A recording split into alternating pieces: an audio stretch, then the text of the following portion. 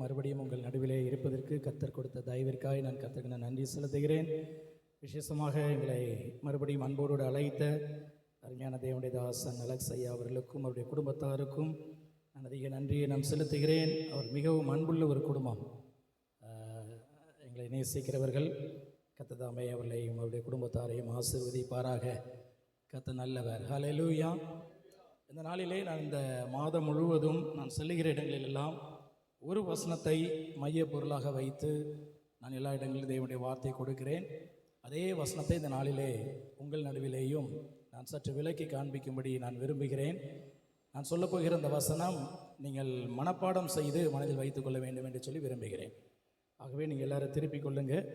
ஒருவேளை இங்கே இருக்கிற ஒரு சிலர் இந்த வசனத்தை ஏற்கனவே நீங்கள் மனப்பாடம் செய்திருக்கலாம். இந்த செய்தியையும் நீங்கள் ஏற்கனவே நீங்கள் கேட்டிருக்கலாம். ஆனால் மறுபடியும் சற்று விளக்கமாக கேட்கிறது உங்களுக்கு பிரயோஜனமாக இருக்கும். ஆகவே திருப்பிக் கொள்ளும். நீதிமொழிகள் 15வது அதிகாரம் 24வது வசனம். நீதிமொழிகள் 15வது அதிகாரம் 24வது வசனம். யார் வாசிக்க வேண்டாம், அதை எடுத்துக்கொள்ளுங்க. எல்லாரும் எடுத்துக்கொள்ளுங்க. எல்லாரும் எடுத்துக்கிட்டீங்களா? யாராவது பக்கத்தில் எடுக்காமல் இருந்தாங்கன்னா அவங்களை காமிங்க, கொஞ்சம் ஹெல்ப் பண்ணுங்க. நீதிமொழிகள் 15வது அதிகாரம் 24வது வசனம். எங்களோட சேர்ந்து வாசிக்கிறீங்களா? சேர்ந்து வாசிப்போமா? கீழான பாதாளத்தை விட்டு விலகும்படி விவேகிக்கு ஜீவ வழியானது உன்னதத்தை நோக்கும் வழியாம். மறுபடியும் வாசிப்போமா சேர்ந்து? கீழான பாதாளத்தை விட்டு விலகும்படி விவேகிக்கு ஜீவ வழியானது உன்னதத்தை நோக்கும் வழியாம். இன்னொரு முறை வாசிப்போம். கீழான பாதாளத்தை விட்டு விலகும்படி விவேகிக்கு ஜீவ வழியானது உன்னதத்தை நோக்கும் வழியாம். அல்லேலூயா, ஹல்லேலூயா. இங்கே ஒரு விவேகியை பற்றி சொல்லியிருக்கிறது, புத்திமான். வேதத்திலே அநேக இடங்களிலே ஒரு புத்திமான், ஒரு ஞானி, விவேகமுள்ள மனுஷன் எப்படி இருப்பான் என்று சொல்லி சொல்லப்பட்டிருக்கிறது. நம்ம எல்லாரும் இந்த பூமியிலே ஞானவான்களாக இருக்க வேண்டும் என்று சொல்லி தேவன் விரும்புகிறார். உலகத்துக்குரிய ஞானத்தை அல்ல, நாம் தேவ ஞானத்தை பெற்றவர்களாக இருக்க வேண்டும். தேவ ஞானத்தை பெற்றவர்களை ஞானவான்கள், நீதிமான்கள் என்று சொல்லி வேதத்திலே சொல்லப்பட்டிருக்கிறது. இங்கே விவேகி, விவேகமாய் நடக்கிறவர்கள் எப்படி இருப்பார்கள் அப்படின்னு ஒரு அருமையான ஒரு விளக்கத்தை இங்கே சொல்லியிருக்கிறது. இந்த விவேகி அவருடைய பாதை எப்படி இருக்கும், அவருடைய பிரயாணம். நம்ம எல்லாரும் ஒரு வாழ்க்கை பிரயாணத்தில் இருக்கிறோம். ஆமாவா இல்லையா சொல்லுங்க? ஆமாம், நம்ம எல்லாரும் ஒரு வாழ்க்கை பிரயாணத்தில் நம்ம போய்கிட்டு இருக்கிறோம். இந்த வாழ்க்கை பிரயாணத்தில் நம்ம எப்படிப்பட்ட பாதையிலே நாம் போய் கொண்டிருக்கிறோம், ஒரு விவேகி எப்படி காணப்படுவான், நாம் எப்படி காணப்பட வேண்டும் என்று சொல்லி இதில் இருந்து நம்ம கற்றுக்கொள்ளலாம். விவேகியை குறித்து இங்கே சொல்லியிருக்குது. இந்த விவேகி கீழான பாதாளத்தை விட்டு விலகும்படி, இந்த விவேகி என்ன செய்கிறானா? கீழான பாதாளத்தை விட்டு விலகும்படி ஜீவ வழியாகிய உன்னதத்தை நோக்கும் வழியிலே அவன் செல்கிறானா. அல்லேலூயா. இவன் செல்கிற வழிக்கு என்ன பெயரு? ஜீவ வழி. எல்லாரும் சொல்லுங்க, என்ன பெயர்? ஜீவ வழி. எல்லாரும் சொல்லுங்க, நல்ல சத்தமா சொல்லுங்க. ஆமென். விவேகி போகிற வழி என்ன வழி? ஜீவ வழி. இந்த ஜீவ வழி எதை நோக்கி போகிற வழியா? உன்னதத்தை நோக்கி போகிற வழியா. உன்னதம் என்றால் எல்லாவற்றிற்கும் மேலாக உயர்ந்தது. இந்த பூமியில் நீங்கள் எது உயர்ந்ததுன்னு சொல்லி நினைக்கிறீங்களோ எல்லாவற்றை காட்டிலும் மேலானது உயர்ந்தது. அதுக்கு தான் பெயர் உன்னதம் அப்படின்னு சொல்லி அழைக்கிறோம். சரியா? அப்ப இந்த விவேகி கீழான பாதாளத்தை விட்டு விலகும்படி ஜீவ வழியாகிய உன்னதத்தை நோக்கும் வழியிலே அவன் என்ன செய்கிறானா? செல்கிறானா. ரைட். பாதாளம்னா என்ன? பாதாளத்தை குறித்து வேதத்தில் பல அர்த்தங்கள் சொல்லப்பட்டிருக்கிறது. ஆனால் நம்ம தெரிந்து கொள்ள வேண்டிய ஒரு காரியம் என்னென்றால், சில இடங்களில் பாதாளம் என்பது கல்லறைக்கும் அடையாளமாக சொல்லியிருக்குது. பாதாளத்திற்கு ஒவ்வொருத்தரும் ஒவ்வொரு விதமான அர்த்தங்களை அவர்கள் சொல்லுகிறார்கள். ஆனால் பாதாளம் அதை குறித்து அது எப்படிப்பட்ட இடம் அப்படி என்று சொல்லி இயேசு கிறிஸ்து பூமியில் இருந்த பொழுது அவர் கொடுத்த போதனையில் இருந்து நாம் கண்டுகொள்ளக்கூடியதான காரியம் என்னவென்றால், நீங்கள் வாசிங்கன்னா லூக்கா 16வது அதிகாரம் 23வது வசனத்தை யாராவது வாசிங்க. லூக்கா 16வது அதிகாரம் 23வது வசனம். பாதாளத்திலே அவன் வேதனைப்படுகிற போது, பாதாளத்திலே அவன் வேதனைப்படுகிற போது, இந்த பூமியிலே ஐஸ்வர்யவானாக எல்லா விதமான சுகத்தோடு கூட சம்பிரமமாய் வாழ்ந்த ஒரு மனிதன் இப்பொழுது பாதாளத்துல போய் என்ன செய்கிறானா? அப்ப பாதாளம் எப்படிப்பட்ட இடம்? வேதனைப்படுகிற இடம். எந்த அளவிற்கு வேதனை என்றால் அங்க தண்ணியே கிடையாது. எந்த அளவுக்கு வேதனை என்ன கிடையாது சொல்லுங்க? ஆமா, ஒரு காரியம் இல்லையா, நமக்கு தண்ணீர் ஒரு வாரம் வரலனாலே நம்ம எவ்வளவு கஷ்டப்படுறோங்கிறத பாருங்க. ஒரு மனிதன் தண்ணீர் குடிக்காம 3 நாளைக்கு மேலே இருக்க முடியாதுன்னு சொல்லி சொல்றாங்க. இப்போ சாப்பிடாம கூட இருந்துடலாம், ஆனால் தண்ணீர் குடிக்காம என்ன செய்ய முடியாது? 3 நாளைக்கு மேலே இருக்க முடியாது அப்படின்னு சொல்லி சொல்றாங்க. அப்போ இங்க பாருங்க, அந்த இடத்துல தண்ணீரே இருக்காது. அந்த பாதாளத்தை குறித்து சொல்லியிருக்குது, அங்கே பயங்கரமான வேதனைகள் இருக்கிறதா. அது எந்த அளவுக்கு வேதனை அப்படின்னு சொல்லி சொன்னா, இயேசு கிறிஸ்து ஒரு முறை ஒரு இடத்திற்கு செல்லும் பொழுது அங்கே பிசாசை துரத்துகிறார். அந்த மனுஷனுக்கு லேகியோன்னு சொல்லி பெயர். ஒரு பெரிய கூட்ட பிசாசை, ஆயிரக்கணக்கான பிசாசு அந்த மனுஷனுக்குள்ள இருக்குது. அந்த பிசாசுகள் இயேசுவை பார்த்த உடனே சொல்லுகிறது, எங்களை வேதனைப்படுத்தவா வந்தீர், எங்களை வேதனைப்படுத்தவா வந்தீர், எங்களை அந்த பாதாளத்திற்கு நீர் எங்களை அனுப்பாதபடி வேண்டிக் கொள்ளுகிறோம் சொல்லுது. பிசாசே போக விரும்பாத இடம் எது சொல்லுங்க? பிசாசுக்கே அந்த இடம் எப்படிப்பட்ட இடமா? வேதனையான இடமா. அந்த இடம் உண்டாக்கப்பட்டது, நரகம் உண்டாக்கப்பட்டது பிசாசுக்கு. நரகம் உண்டாக்கப்பட்டது யாருக்காக சொல்லுங்க? பிசாசுக்காக, அவனுடைய தூதர்களுக்காகும். அல்லேலூயா. அந்த நியாய தீர்ப்புக்கு முன்னாடி மரித்தவருடைய ஆத்துமா பரதீஸ் அல்லது பாதாளத்திலே இருக்கும்னு சொல்லி சொல்றாங்க. பரதீஸ் என்கிறது நல்ல பரிசுத்தவான்களுடைய ஆத்துமாக்கள் பரதீசிலே இளைப்பாரி கொண்டிருக்கும். துன்மார்க்கமாய் வாழ்ந்தவர்களுடைய ஆத்துமாக்கள் அது பாதாளத்திலே வேதனைப்பட்டு கொண்டிருக்கும். அது ஏறக்குறைய நரகத்தை போன்றது. நரகம் இதை பார்க்கலும் கொடுமையா இருக்கும் அப்படின்னு சொல்லி சொல்றாங்க. அப்ப இந்த பாதாளத்துக்கு பிசாசே போறதுக்கு என்ன செய்யல? விரும்பல. பிசாசுக்கு எது தெரியுமா பிடிச்சிருக்குது? பிசாசுக்கு 5 ஸ்டார் ஹோட்டல் மாதிரி இருக்கிற இடம் எது தெரியுமா சொல்லுங்க? பிசாசுகிட்ட இப்ப நீ போகணும்னு ஆசைப்படுற அப்படின்னு சொல்லி கேளுங்களா. பிசாசுக்கு 5 ஸ்டார் ஹோட்டல் மாதிரி இருக்கிற இடம் எது சொல்லுங்க? சொல்லுங்களா, யாராவது சொல்லுங்களா. பிசாசு இருக்க விரும்புகிற இடம் எது? மனுஷன்தான். நம்ம சரீரம் தான் பிசாசுக்கு 5 ஸ்டார் ஹோட்டல் மாதிரி இருக்கு. நீங்க கொஞ்சம் இடம் கொடுத்தீங்கன்னா போதும், அது உள்ள வந்துடும். கொஞ்சம் இடம் கொடுத்தா போதும், என்ன செய்யும்? உள்ள வந்துடும். பிசாசுக்கு பிடிச்சமான இடம் மனுஷனுடைய சரீரம் தான். அதை என் வீடுன்னு வேற சொல்றான். பிசாசு என்ன சொல்றான்? மனுஷனுடைய வீடை, சரீரத்தை என் வீடு அப்படின்னு சொல்லி அவன் சொந்தம் பாராட்டுறான். அதனாலதான் பைபிள்ல தெளிவாக சொல்லியிருக்கு, பிசாசுக்கு எதிர்த்து நில்லுங்கள், பிசாசுக்கு இடம் கூடாதிருங்கள். கொஞ்சம் கவனமாக தான் நான் இருக்கணும். அப்படி இல்லைன்னா அவன் 5 ஸ்டார் ஹோட்டல் மாதிரி வந்து உட்காந்துருவான். சும்மா வரமாட்டான், டீமோடய வந்துடுவான். இந்த ஆளுடைய இருதயத்துல, சரீரத்துல இறக்குற 7000 பேரை கூட்டிட்டு உள்ள வந்து உட்காந்துருக்கிறாங்கிறத பாருங்களா. அவனுக்கு போக இஷ்டம் இல்லை.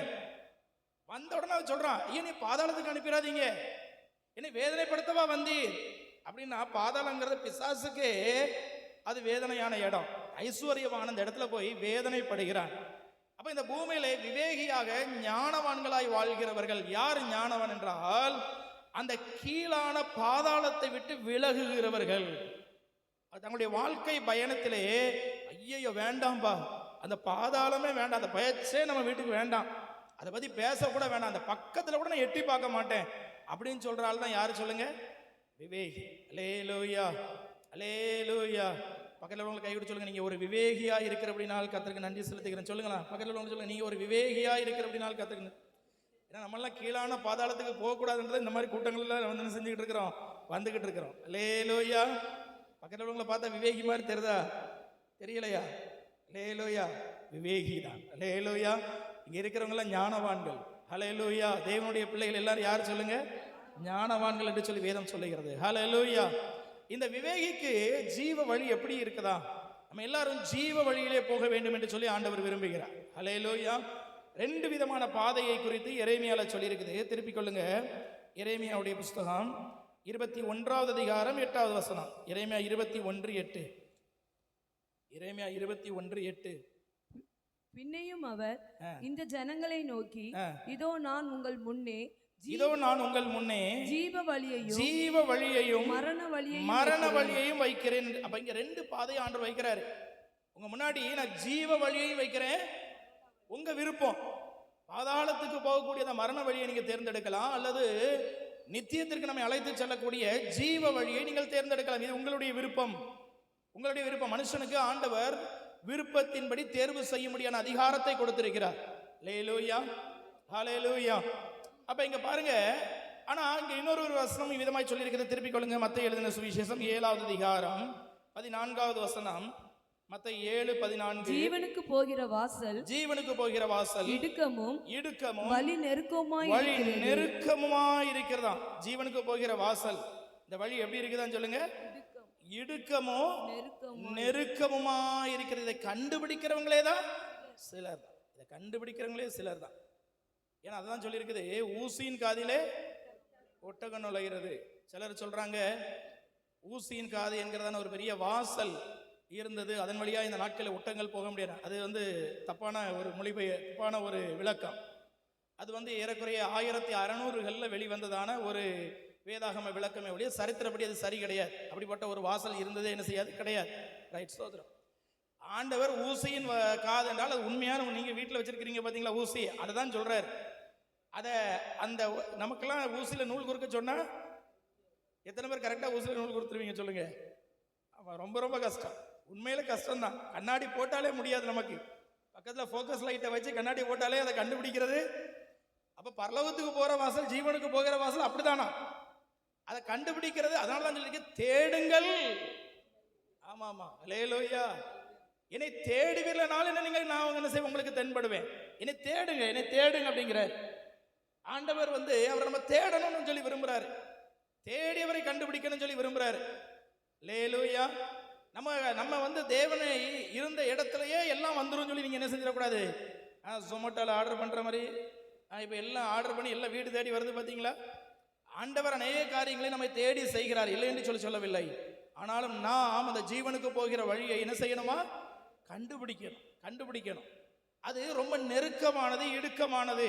ஆனா முடிவு மிகவும் ஆசீர்வாதமானது. ஹல்லேலூயா. ஆனால் பாதாளத்திற்கு போகிற வாசல் அது விசாலமா இருக்கும். ஆனா போயாச்சுன்னா பிசாச கூட நீங்க என்ன செய்ய மாட்டோம், உங்களுக்கு துணைக்கு வர மாட்டான். பிசாசு உங்களை தள்ளி விட்டுட்டு அவன் இந்த பூமியிலே இருக்கிறதான் பாக்குறான். ஏன்னா அவனை வாப்பா, நம்ம ரெண்டு சேர்ந்து பாதாளத்துக்கு போகணும். நான் வரலப்பா, நீ வேணாப்பா, உன்னை தள்ளி விடுறதுக்கு தான் நான் வந்திருக்கிறேன். உன்னைய வச்சு பாதாளத்தை நிரப்பிட்டு நான் அங்கிருந்து தப்பலாமான்னு பாக்குறேன்னு தான் பிசாசு சொல்லுவான். ஏன்னா பிசாசு கூட அது விருப்பம் இல்லாத இடம். ஏன்னா அவனுக்கு தெரியும் அந்த இடம் எவ்வளவு வேதனைப்படுகிறதான இடம். இன்னைக்கு ஜனங்கள் ரொம்ப ஆசாசையா அந்த பாதையில ஓடுறாங்க. விசாலமான பாதை என்று சொல்லி அந்த பாதையிலே ஜனங்கள் ரொம்ப விருப்பப்பட்டு ஓடிக்கொண்டிருக்கிறார்கள். பாவத்தை தண்ணீரை போல பருகி கொண்டிருக்கிறதான ஒரு கொடிதான காலத்தில் நீங்கள் நான் வாழ்ந்து கொண்டிருக்கிறோம். ஹல்லேலூயா. ஆகவே இந்த நாளில் நாம் விவேகமாய் நாம் நடக்க வேண்டும் என்று சொல்லி தேவன் நம்மிடத்தில் எதிர்பார்க்கிறார். விவேகிக்கு ஜீவ வழியானது உன்னதத்தை நோக்கும் வழியாம். ஹல்லேலூயா. கீழே நோக்குகிற வழி அல்ல, உன்னதத்தை நோக்குகிற வழி, எல்லாவற்றுக்கும் மேலான ஒரு இடத்தை நோக்குகிற வழி. இந்த பூமியின் உயர்வுகள் எவைகள் இருந்தாலும் சரி, அவைகளுக்கு மேலே தேவன் வாசம் பண்ணுகிற அந்த உன்னதத்தை நோக்குகிறதான வழி. ஹல்லேலூயா. உன்னதம் என்கிறது தேவன் வாசம் பண்ணுகிற இடம். அவைதான் தேவனுக்கு என்ன பெயர், உன்னதமானவர். ஹல்லேலூயா, ஹல்லேலூயா. சங்கீதம் 92:8 வாசிங்க. சங்கீதம் 92:8 வாசிங்க. கர்த்தாவே, நீர் என்றென்றைக்கும் உன்னதமானவராய் இருக்கிறீர். கர்த்தாவே, நீர் என்றென்றைக்கும் உன்னதமானவராய் இருக்கிறீர். ஹல்லேலூயா. சங்கீதம் 91:1 என்ன சொல்லி இருக்குது, நமக்கு தெரிந்த வசனம், உன்னதமான. ஹல்லேலூயா. எல்லாரும் முதல்ல பழகக்கூடிய வசனம், கர்த்தரின் மேய்ப்பராய் இருக்கிறார் அல்லது உன்னதமானவரின் மறைவில் இருக்கிறவர். நம்முடைய ஆண்டவரை உன்னதமானவர் என்கிறதை நாம் அறிந்து கொண்டோம். ஆனா உண்மையாகவே உன்னதத்தை நோக்கி தான் நம்ம வாழ்ந்து கொண்டிருக்கிறோமா? இன்னைக்கு இந்த மாலை நேரத்தில் அந்த கேள்வியை தான் நம்ம என்ன செய்ய போறோம், நம்ம தியானிக்க போகிறோம். உண்மையில நம்ம உன்னதத்தை நோக்கி தான் நம்ம வாழ்ந்து கொண்டிருக்கிறோமா? எனக்கு ஒத்தாசை வரும் பர்வதங்களுக்கு நேராக என் கண்களை, கடைசி காலத்திலே பர்வதங்களின் கொடுமுடியிலே தேவனுடைய வாசஸ்தலம் ஸ்தாபிக்கப்பட்டு, அப்படி என்று சொல்லி சொன்னால் பர்வதம் என்றாலே உயரமான இடம், அதிலும் கொடுமுடி என்றால் அந்த உயரத்திலும் உயரமான இடம். தேவன் எல்லாரை காட்டிலும் உயரமான உன்னதமான இடத்தில் அவர் வாசம் பண்ணுகிற தேவனாயிருக்கிறார். ஹல்லேலூயா. ஆகவேதான் ஏசாயா 6:1 அங்கே அவர் தரிசனத்தை பார்க்க சொல்கிற, உயரமும் உன்னதமான சிங்காசனத்தில் வீற்றிருக்கிறதான தேவன். ஹல்லேலூயா, ஹல்லேலூயா. ஆமா, உங்களுக்கு சந்தோஷம் இல்லையா? நம்முடைய ஆண்டவர் எங்க வீற்றி இருக்கிறாரா? எங்க வீற்றி இருக்கிறார்? எல்லாரும் சொல்லுங்க, நம்முடைய ஆண்டவர் யார்? சொல்லுங்க, உன்னதமானவர். எல்லாம் சத்தமா சொல்லுங்க, உன்னதமான தேவன். என்ன இவ்வளவுதானா? இவ்வளவுதான் உங்களுக்கு சந்தோஷமா? ஹல்லேலூயா. அல்லேலூயா. நல்ல சத்தமா சொல்லுங்களா, உன்னதமான தேவன். மறுபடியும் சொல்லுங்க, உன்னதமான தேவன். என் தேவன் உன்னதமான தேவன். ஹல்லேலூயா, ஹல்லேலூயா. அப்ப அவர் இருக்கிற அந்த ஸ்தலத்தை நோக்கி நம்முடைய பார்வை இருக்க வேண்டும். அவர் இருக்கிற அந்த ஸ்தலத்தை நோக்கி போகிற அந்த பாதை, எனக்கு ஒத்தாசை வரும் பர்வதங்களுக்கு நேராக என் கண்களை ஏறெடுக்கிறேன். அந்த உன்னதமானவரை குறித்து தான் எபிரேயர் 12:1 சொல்லியிருக்கிறது. ஆகையால் மேகம் போன்ற வாசிங்க, நல்ல மனப்பாடமா தெரியுது உங்களுக்கு, வெரி குட், வாசிங்க. ஆகையால் மேகம் போன்ற இத்தனை திரளான சாட்சிகள் நம்மை சூழ்ந்து கொண்டிருக்க, பாரமான யாவற்றையும் நம்மை சுற்றி நெருங்கி நிற்கிற பாவத்தையும் தள்ளிவிட்டு விசுவாசத்தை துவக்குகிறவரும் முடிக்கிறவருமாய் இருக்கிற இயேசுவை நோக்கி நமக்கு நியமித்திருக்கிற ஓட்டத்தில் பொறுமையோட ஓடக்கடவோம். அல்லேலூயா. அப்ப நம்முடைய நோக்கம், எதை நோக்கி பிரயாணம் பண்ணுகிறோம்? மலைப்பகுதிகளில் சில நேரங்களில் நான் காரை ஓட்டி செல்வேன். காரை ஓட்டி செல்லும் பொழுது எல்லாரும் நல்லா சுற்றி பார்த்துட்டு வரலாம். ஆனால் டிரைவர் என்ன செய்யக்கூடாது? கட்டுப்பாடோடு இருக்கணும். டிரைவர் ரோட்டை தான் பார்க்கணும், டிரைவர் சுற்றி பார்க்கக்கூடாது. ஆனால் வீட்டில் சில நேரங்களில் என் பிள்ளைகள் என் பக்கத்தில் உட்காந்துருப்பாங்க, அல்லது என் மனைவி என் பக்கத்தில் காரில் உட்காந்துருப்பாங்க. சொல்லுவாங்க, எப்பா பாருங்க எவ்வளோ பள்ளமாக இருக்குது பாருங்க அப்படிம்பாங்க. நான் சொல்லுவேன், அப்பா திரும்பி பார்த்தா எல்லாரும் பள்ளத்துக்கு தான் கூட்டு போகணும். அப்பா திரும்பி பார்த்தா இந்த வண்டி ஓட்டுறவங்களுக்கு தெரியும், நீங்கள் எந்த பக்கம் திரும்புறீங்களோ ஆட்டோமேட்டிக்காக கார் அந்த பக்கம் திரும்பிடும். நீ கார் போகிற ஸ்பீடில் ஒரு பக்கமே திரும்பி பார்த்தீங்கன்னா ஆட்டோமேட்டிக்காக உங்கள் கார் என்ன பண்ணிடும்? டிரைவிங் அப்படியே ஸ்டியரிங் என்ன செஞ்சிடும்? அறியாமல் அப்படியே அங்கே திரும்பிடும். அப்போ எங்கே பார்வை போகிறதோ அதற்கு நேராக நாமும் சேர்ந்து போய்விடுவோம். அப்போ நம்முடைய பார்வை எதுக்கு நேராக போகக்கூடாது? பாதாளத்துக்கு நேராக போயிடக்கூடாது. நம்முடைய பார்வை எப்பொழுது இருக்கணும்? சரியா இருக்கணும். எதை நோக்கி நாம் பிரயாணம் பண்ணுகிறோம்? என் ஓட்டம் இயேசுவை நோக்கி இருக்கிறது, என் ஓட்டம் உன்னதத்தை நோக்கி இருக்கிறது. இந்த உலகத்திலே நாம் என்னுடைய பார்வை எதன் மேல் இருக்கிறது? அல்லேலூயா, ஹல்லேலூயா. இப்போ நான் இங்கே நிற்கிறேன்னா ஒவ்வொருத்தரும் நீ ஒவ்வொரு விதத்தில் பார்க்கலாம். சிலர் பார்க்கலாம், சிலர் பாஸ்டர் அந்த ஷர்ட் போட்டுக்கிறாங்களா, ஷர்ட் அழகாக இருக்க அப்படின்னு சொல்லி சிலர் பார்க்கலாம். சிலர் பார்க்கலாம், பாஸ்டர் மாதிரி நம்ம முடி வெட்டலாமா, அடுத்தது ஒரு 3 மாதம் கழித்து வெட்டினா போதும், நமக்கு முடி வெட்டுற செலவு கம்மியாக இருக்குது. சிலர் என் முடியை நீங்கள் பார்ப்பீங்க, அம்மாவே இல்லையா சொல்லுங்கள். சிலர் நான் எப்படி பேசுகிறேன், நம்மளும் பிரசங்கம் பண்ணணும், இந்த பாஸ்டர் இருந்து எப்படி பேசுகிறது அதே மாதிரி பேசுவோமா? சிலர் பார்த்தீங்கன்னா சில பிரபலமான ஊழியர்களை போலவே பேசுவாங்க. அதே மாதிரி நம்ம சரி ஒருவேளை இந்த பாஸ்டர் இப்படி பேசுகிற மாதிரி நம்ம பேசுவோமா அப்படின்னு சொல்லி என்ன செய்யலாம்? சிலர் முயற்சிக்கலாம். சிலர் பார்க்கலாம், பாஸ்டர் எப்படி கண்ணாடி வச்சுருக்கிறாங்க, எப்படி ஃபோன் வச்சுருக்கிறாங்க, எப்படி பைபிள் வச்சுருக்கிறாங்க, ஒவ்வொருத்தரும் ஒவ்வொரு விதமாக பார்க்கலாம். ஆனால் இன்னைக்கு நம்ம எதை பார்க்கிறோம், எதை நோக்குகிறோம் என்பது ரொம்ப முக்கியமான ஒரு காரியம். சிலர் வேதத்தில் இருக்கிற பரிசுத்தவான்களை பார்க்கும் பொழுது எதை பார்க்கணுமோ எதை நோக்கணுமோ அதை விட்டுருவாங்க. ஆபிரகாமை பார்த்தா ஆபிரகாமை எல்லாரும் பார்ப்பாங்க, ஒரே மாதிரி தான் பார்ப்பாங்க. எப்படி பார்ப்பாங்கன்னா, ஆபிரகாம் பணக்காரர், நான் பணக்காரன் ஆகணும். எல்லாருக்கும் ஆபிரகாமுக்கு பார்த்தோன்னே எதுதான் தெரியும்? ஆபிரகாம்கிட்ட இருக்கிற எதான் தெரியும் சொல்லுங்க? ஆண்டவரே ஆபிரகாமை ஐஸ்வர்யவான் ஆக்கிடு, என்னையும் ஐஸ்வர்யவானாக்கும். ஆபிரகாமுடைய ஆவிக்குரிய தன்மைகளை யாருமே பார்க்கறதே கொஞ்சம் தான் பார்ப்போம். நமக்கு ஆபிரகாமுடைய ஆவிக்குரிய பாதை, அவனுடைய நோக்கம் எப்படி இருந்தது, அவனுடைய தரிசனம் எப்படி இருந்தது, அவன் எதை நோக்கி பயணித்தான், அது வாழ்க்கை எப்படி இருந்தது, அதெல்லாம் நம்ம என்ன செய்ய மாட்டோம், பார்க்க மாட்டோம். நமக்கு தெரிஞ்சது ஒண்ணுதான், ஆபிரகாம் சீமானா இருந்தான், ஆபிரகாமுடைய ஆசீர்வாதம் கிறிஸ்து இயேசு மூலமா எனக்கும் வரும், ஆபிரகாம் சேர்த்து வச்சிருந்த தங்க கட்டி எல்லாம் சிலுவை வழியா என் வீட்டுக்கு வந்து சேரும். நம்ம பார்வை எல்லாம் ஆபிரகாமை பார்க்கும்போது நம்ம எல்லாம் எதை தான் பார்க்குறோம் சொல்லுங்க? வேதத்தில் ஒவ்வொரு பரிசுத்தவான்லையும் பார்க்கும் பொழுது ஏதாவது சில காரியத்தை மட்டும் தான் பார்ப்போம். இயேசுவை பார்க்கும் பொழுது எதை மட்டும் தான் பார்ப்போம் சொல்லுங்க? இயேசுவை பார்க்கும் பொழுது எதை தான் நம்ம பார்ப்போம்? இயேசுனா உடனே நமக்கு என்னதான் தெரியும்? சுகமாக்கினார், இயேசு சுகமாக்கி, அடி வாங்கினார்னு தெரியாது யாருக்கும். அது நமக்காக அவர் அடி வாங்கிட்டார், நம்ம அடி வாங்க வேண்டாம். சுகம் மட்டும் எனக்கு வேணும், மற்றதெல்லாம் அவர் தலை சாய்க்க இடம் இல்லைன்னு சொல்லி சொன்னாரு. இயேசுவை போல நான் வாழணும். இன்னைக்கு ஒவ்வொருத்தட்டையும் நம்ம எதை பார்க்கிறோம், இன்றைக்கு எதை நோக்கி நம்முடைய பயணம், வாழ்க்கை பயணம் இருக்கிறது? இன்னைக்கு நம்முடைய வாழ்க்கை பயணம் உன்னதத்தை நோக்கின பயணமாய் இருக்க வேண்டும். தெளிவாய் தெரிந்து கொள்ளுங்க, உன்னதத்தை நோக்கிய பயணமாய் நம்முடைய பயணம் இருக்க வேண்டும். அல்லேலூயா, அல்லேலூயா. அதனாலதான் கொலோசியர் 3வது அதிகாரம் 1-2 வாசிங்க.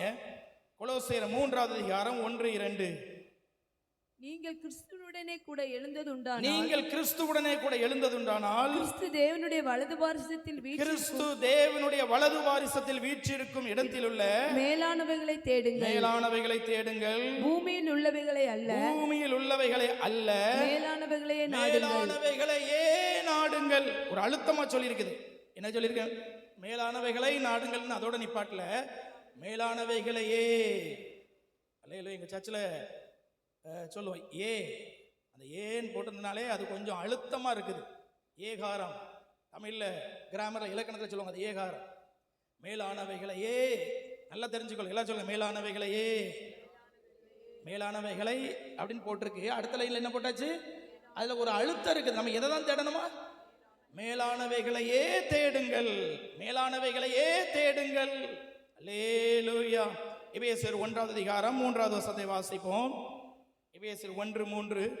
நம்முடைய கர்த்தராகிய இயேசு கிறிஸ்துவின் பிதாவாகிய தேவனுக்கு ஸ்தோத்திரம். நம்முடைய கர்த்தராகிய இயேசு கிறிஸ்துவின் பிதாவாகிய தேவனுக்கு ஸ்தோத்திரம்.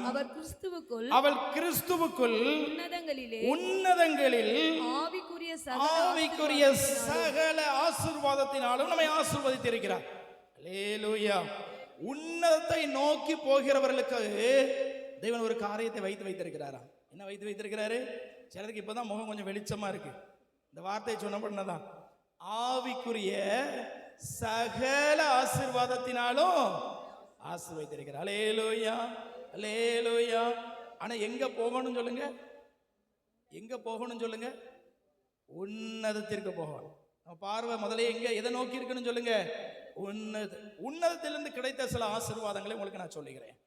உன்னதத்திலிருந்து நமக்கு கிடைத்ததான ஆசீர்வாதம், அதனுடைய விளக்கங்களை சொல்லும் பொழுது உங்களுக்கு கொஞ்சம் பிரயோஜனமாக இருக்கும். திருப்பிக் கொள்ளுங்க. முதலாவது, தேவன் நமக்கு உன்னதத்திலிருந்து அருளி செய்ததான ஆசீர்வாதங்கள். லூக்கா 1வது அதிகாரம் 79வது வசனம். சகரியா தீர்க்க தரிசனமாய் அங்கே பரிசுத்தாவினால் நிரப்பப்பட்டவராய் சொல்லுகிற அந்த காரியத்தை நீங்க வாசிங்க. லூக்கா 1:79. நம்முடைய கால்களை சமாதானத்தின் வழியிலே நடத்தவும், நம்முடைய கால்களை சமாதானத்தின் வழியிலே நடத்தவும், இரக்கத்தினாலே உன்னதத்திலிருந்து தோன்றிய அருணோதயம் நம்மை சந்தித்திருக்கிறது என்றான். அல்லேலூயா. முதலாவது நமக்கு கிடைக்கிறதுன்னு ஒரு காரியம் என்ன? உன்னதத்திலிருந்து தோன்றுகிற அருணோதயம். அல்லேலூயா. அருணோதயம் என்றால் காலை வெளிச்சம். இருளிலிருந்து ஒரு வெளிச்சம். இரவு முழுவதும் படுக்கிறோம், தூங்குறோம். அந்த காலையில் என்ன செய்த? சூரியன் அப்படியே உதிக்கிறது. அல்ல, இருளான வாழ்க்கையிலேயே ஒரு நீதியின் சூரியன் ஆகிய தேவன் உதிக்கிறது போன்ற ஒரு வெளிச்சம். இருளிலே வாழ்ந்து கொண்டிருக்கிறவர்களுக்கு வெளிச்சம் உதித்தது. மரண இருளின் திசையில் இருக்கிறவர்களுக்கு வெளிச்சம் உதித்தது. இன்னைக்கு சூரிய உதயத்தை பார்க்கிறதுக்கு நிறைய பேர் கன்னியாகுமரி அங்கெல்லாம் காலையில போய் காத்திருப்பாங்க. சில நேரங்களில் மேகமூட்டமாக இருக்கும், பார்க்க முடியாது, ஏமாந்து வருவாங்க. மேகமூட்டம் இல்லைன்னா நல்ல தெளிவாக என்ன செய்யலாம், பார்க்கலாம். அது ஒரு சந்தோஷம். காலையில என்ன செய்யுது? சூரியன் அப்படியே எழும்பி வருகிறது அப்படின்னு சொல்லி சின்ன பிள்ளைகள் இருக்குன்னு எங்கள் பிள்ளைகள் கேட்டாங்க ஒரு முறை, எப்பா சூரியன் தண்ணிக்குள்ளேருந்து எப்படிப்பா வருது அப்படின்னு சொல்லி கேட்டாங்க. அப்போ நான் சொன்னேன், நேற்று சாயங்காலம் பார்த்தோம்ல, அந்த சைடில் சூரியன் பூமிக்குள்ளே போச்சு பார்த்தியா? அந்த பூமிக்குள்ளே போய் கீழே ஃபுல்லாக மண்ணாக இருக்கும், மண்ணும் சேரமாக இருக்கும். அதில் உள்ளே போய் கொஞ்சம் நேரம் தூங்கிட்டு வேறு காலையில் எழுந்திரிச்சு வருமா, அப்படி தண்ணியில் அப்படி குளிச்சுக்கிட்டே வெளியே வந்துரும்பா அப்படின்னு சொல்லி சொன்னேன். அது பிள்ளைக்கு அப்படி சொல்லிக் கொடுக்கக்கூடாது. நான் சும்மா ஜாலியாக அன்றைக்கி சொல்லிக் கொடுத்தேன். பிள்ளைகளுக்கு விவரமானவங்க, எப்போ நீங்கள் சும்மா தான் கதை சொல்கிறீங்க, எங்கள் டீச்சர் வேறு மாதிரி சொல்லியிருக்கிறாங்கப்பா, சூரியன் வந்து சுற்றிக்கிட்டே என்ன வரும், இப்போ சூரியன் சுற்றாதுப்பா, நம்ம தான் என்ன செய்கிறோம், சுற்றிக்கிட்டே இருக்கிறோம்ப்பா அப்படின்னு சொல்லி சொன்னேன். அதாவது பிள்ளைகளுக்கு நம்ம அப்படி சொல்லிக் கொடுக்குறோம். இங்கே நம்முடைய வாழ்க்கையிலே, இருள் நிறைந்த ஒரு வாழ்க்கையிலே வெளிச்சமாக உதிக்க தேவன் வந்திருக்கிறார். அல்லேலூயா. அல்ல, முதலாவது உன்னதத்திலிருந்து கிடைக்கிற ஆசீர்வாதம் என்னவென்றால், அவர் நமக்கு ஒளியாக கொடுக்கப்பட்டிருக்கிறார். தேவன் நமக்கு ஒளியாக இருக்கிறார். ஹல்லேலூயா. இதனுடைய விளக்கத்தை கொஞ்சம் நம்ம பார்க்கலாம். நீங்க அப்படி சில வசனங்களை நீங்க வாசிங்க. 68வது வசனத்திலிருந்து வாசிங்களா. லூக்கா 1வது அதிகாரம் 68வது வசனத்திலிருந்து வாசிங்க. இஸ்ரவேலின் தேவனாகிய கர்த்தருக்கு ஸ்தோத்திரம் உண்டாவதாக. அவர் நம்முடைய பிதாக்களுக்கு வாக்குத்தத்தம் பண்ணின இரக்கத்தை செய்வதற்கும் தம்முடைய பரிசுத்த உடன்படிக்கை நினைத்தரலை. யாரிடத்திலே பண்ணின உடன்படிக்கை? நம்முடைய முற்பிதாக்களிடத்திலே பண்ணின உடன்படிக்கை. ஆபிரகாம், ஈசாக்கு, யாக்கோபு, தாவீது போன்றவரிடத்திலே பண்ணின அந்த உடன்படிக்கையை, அந்த வாக்குத்தத்தத்தை நினைவுகூர்ந்து உங்கள் சத்துருக்களின் கையினின்று நீங்கள் விடுதலையாக்கப்பட்டு. அல்லேலூயா. வெளிச்சம் என்ன செய்தென்றால் இருளின் அதிகாரம், இருளை குறித்து சத்துரு என்று சொல்லப்பட்டிருக்கிறது. இருள் பிசாசானவனை குறிக்கிறது. அந்தகாரம் பிசாசினுடைய கிரியைகளை குறிக்கிறது. அந்தகாரம் பாவ கிரியைகளை குறிக்கிறது. பிசாசாலும் பிசாசுடைய கிரியைகளினாலும் பாவ கிரியைகளினாலும் பிடிபட்டு அதற்கு அடிமையாக்கப்பட்டவர்கள். ஏனால் இந்த பாவத்தை விட முடியல, இந்த அசுத்தமான பேச்சை என்னால விட முடியல, இந்த அசுத்தமான பார்வையினால விட முடியல, இந்த கோபத்தை என்னால விட முடியல, இந்த பொறாமை குணத்தை என்னால விட முடியல, யாரை பார்த்தாலும் எனக்குள்ள கசப்புகள் வருகிறது, வெறுப்புகள் வருகிறது, இவருடைய பாவ குணத்தை என்னால விட முடியவில்லை என்று சொல்லி யார் அந்த பாவத்திலிருந்து விடுதலை பெற வேண்டும் என்று சொல்லி விரும்புகிறார்களோ அந்த சத்துரு, நமக்கு சத்துரு அதுதான் பிசாசானவன். அவன் நம்மை பாவம் செய்யும்படி வைத்து நம்மை அடிமையாக்கி போட்டு விட்டான். அந்த சத்ருவினுடைய கையிலிருந்து விடுதலை ஆக்கப்பட்டு விடுதலையோடு கூட தேவனை ஆராதிக்கும்படியாகத்தான் அந்த வானத்தில் இருந்து ஒரு அருணோதயம் இங்கே பூமியில இறங்கி வந்தது. அல்லேலூயா. அந்த உன்னதத்திலிருந்து ஒரு அருணோதயம் நமக்காய் இந்த பூமியில இறங்கி வந்தது. அது இயேசு கிறிஸ்துவுக்கு அடையாளமாக இருக்கிறது. ஹல்லேலூயா. நான் உலகத்திற்கு ஒளியாயிருக்கிறேன், என்னில் எவ்வளவு வேணும் இருள் இந்த உலகத்தில் வந்து எந்த மனுஷனையும் பிரகாசிப்பிக்கிற ஒளியே அந்த இயேசுவாகிய மெய்யான ஒளி. எந்த ஒரு பாவமான மனிதனையும் தேவன் விடுதலை ஆக்க முடியும். அல்லேலூயா. இன்னைக்கு மனுஷங்களுக்கு பாவம் பெரிய ஒரு ஆபத்தாக தெரியல. இன்னைக்கு நம்ம உணர்வற்ற ஒரு உலகத்திற்குள் நாம் போய்கொண்டு கடைசி நாட்களிலே நோவாவை நாட்களில் நடந்தது போலதான் இந்த நாளிலே ஜனங்கள் உணர்வற்று இருக்கிறார்கள். ஜனங்களுக்கு பாவம் அது கொடிதாக தெரியவில்லை. பணம் இல்லை, அதான் வேதனையா இருக்குது. சரியான வேலை இல்லை, அதுதான் வேதனையா இருக்குது. இன்னும் குழந்தை பாக்கியம் இல்லை, அதுதான் வேதனையா இருக்குது. இன்னும் சேற்ற நேரத்தில் திருமணம் நடக்கவில்லை, அதுதான் வேதனையா இருக்கிறது. இன்னைக்கு பாவ மனிதர்களுக்கு வேதனையாக தெரியவில்லை. உண்மையா நீங்க சொல்லுங்க, நான் உங்களோட சேர்ந்து சொல்றேன், எத்தனை பேருக்கு பாவம் பெரிய வேதனையாக தெரிகிறது? பணம் இல்லைன்னா அது கஷ்டமா தெரியுதா, அல்லது நேற்று பக்கத்து வீட்டு சண்டை போட்டோமே அது கஷ்டமா தெரியுதா? எது நம்முடைய இருதயத்தில் வேதனையா தெரியுது சொல்லுங்க? வேலை போயிட்டுனா அது நமக்கு பெரிய கஷ்டமா தெரியுதா, அல்லது ஒருத்தர் பொய் சொல்லிட்டோம்னா அது நமக்கு கஷ்டமா தெரியுதா? எது நமக்கு கஷ்டமா தெரியுது சொல்லுங்க? உண்மையா உணர்ந்து சொல்லுங்க. இன்னைக்கு நமக்கு உலக காரியங்கள் இல்லாவிட்டால் அதுதான் நமக்கு வேதனையாக தெரிகிறதே ஒழிய பாவம் இன்றைக்கு எந்த மனிதனுக்கும் வேதனையாக தெரியவில்லை. பாவத்தை தண்ணீரை போல மனிதன் பருகி கொண்டிருக்கிறான். பாவம் இன்றைக்கு மனிதனை கஷ்டப்படுத்துகிறது போலவே தெரியவில்லை. அது இருக்கு கிடக்கு, என்ன பெற சரி பண்ணி ஆண்டுகிட்ட மன்னிப்பு கேட்டுக்கலாம். உணர்வற்ற ஒரு உலகத்திலே நாம் வாழ்ந்து கொண்டிருக்கிறோம். ஆகவே இயேசுவாகிய ஒளி நமக்காக வந்திருக்கிறார் என்று சொல்லி சொன்னால் நிறைய பேருக்கு சந்தோஷமா தெரியல. பாவத்திலிருந்து நம்மை விடுதலையாக்கும்படி அவர் வந்திருக்கிறார் என்று சொல்லி சொன்னால் நிறைய பேருக்கு சந்தோஷமா தெரியல. நாளைக்கு உங்களுக்கு வேலை தருவார் ஆண்டவர் அப்படின்னு சொல்லி சொன்னா அல்லேலூயா அப்படிங்கிறாங்க. நாளைக்கு உன் பிள்ளைக்கு திருமணம் நடக்கணும் அல்லேலூயான்னு சொல்லி சொல்றாங்க.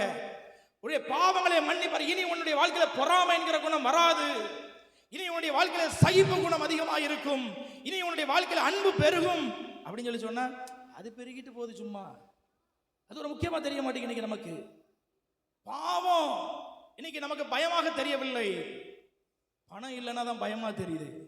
அப்படிப்பட்ட நோவாவை நாட்களிலே நாம் வாழ்ந்து கொண்டிருக்கிறோம். இன்றைக்கு நம்முடைய இருதயத்தில் ஒரு உணர்வை கர்த்தர் நமக்கு தருவாராக. உன்னதத்திலிருந்து வந்த அருணோதயம் சத்துருவினுடைய கையிலிருந்து நம்மை விடுதலையாக்கும்படி வந்திருக்கிறது. இந்த சத்துரு யார் தெரியுமா? பிசாசானவன். அல்லேலூயா. அவன் நம்மை பாவம் செய்ய வைக்கிறான். பிசாசானவனுக்கு உங்களை வேலை இல்லாம போக பண்றதோ, அல்லது உங்க குடும்பத்தில் ஏற்ற நேரத்தில் திருமணம் பண்ணாம திருமணம் நடைபெறாம வைக்கிறதோ, அல்லது உங்களுடைய பொருளாதாரத்தில் கை வைக்கிறதோ, அதெல்லாம் பிசாசுக்கு ஒரு பெரிய சந்தோஷமான காரியம் கிடையாது. அவன் திருடவும் கொல்லவும் அழிக்கவும் வருகிறான். எதை திருட விரும்புகிறான் நம்ம தெரிஞ்சிருக்கணும். நீங்க நினைச்சிடாதீங்க, எதை தெரியுமா நம்ம பெரிய பிரச்சனையா நம்ம பார்க்கிறோம். இப்படிப்பட்டதான காரியங்கள், உலக காரியங்கள் நம்ம விட்டு எடுபட்டு போகும் பொழுது அதுதான் பெரிய பிரச்சனையா நமக்கு பார்க்கிறோம். ஆனால் அது பிசாசுனுடைய நோக்கம் அல்ல, முதலாவதான நோக்கம் அல்ல.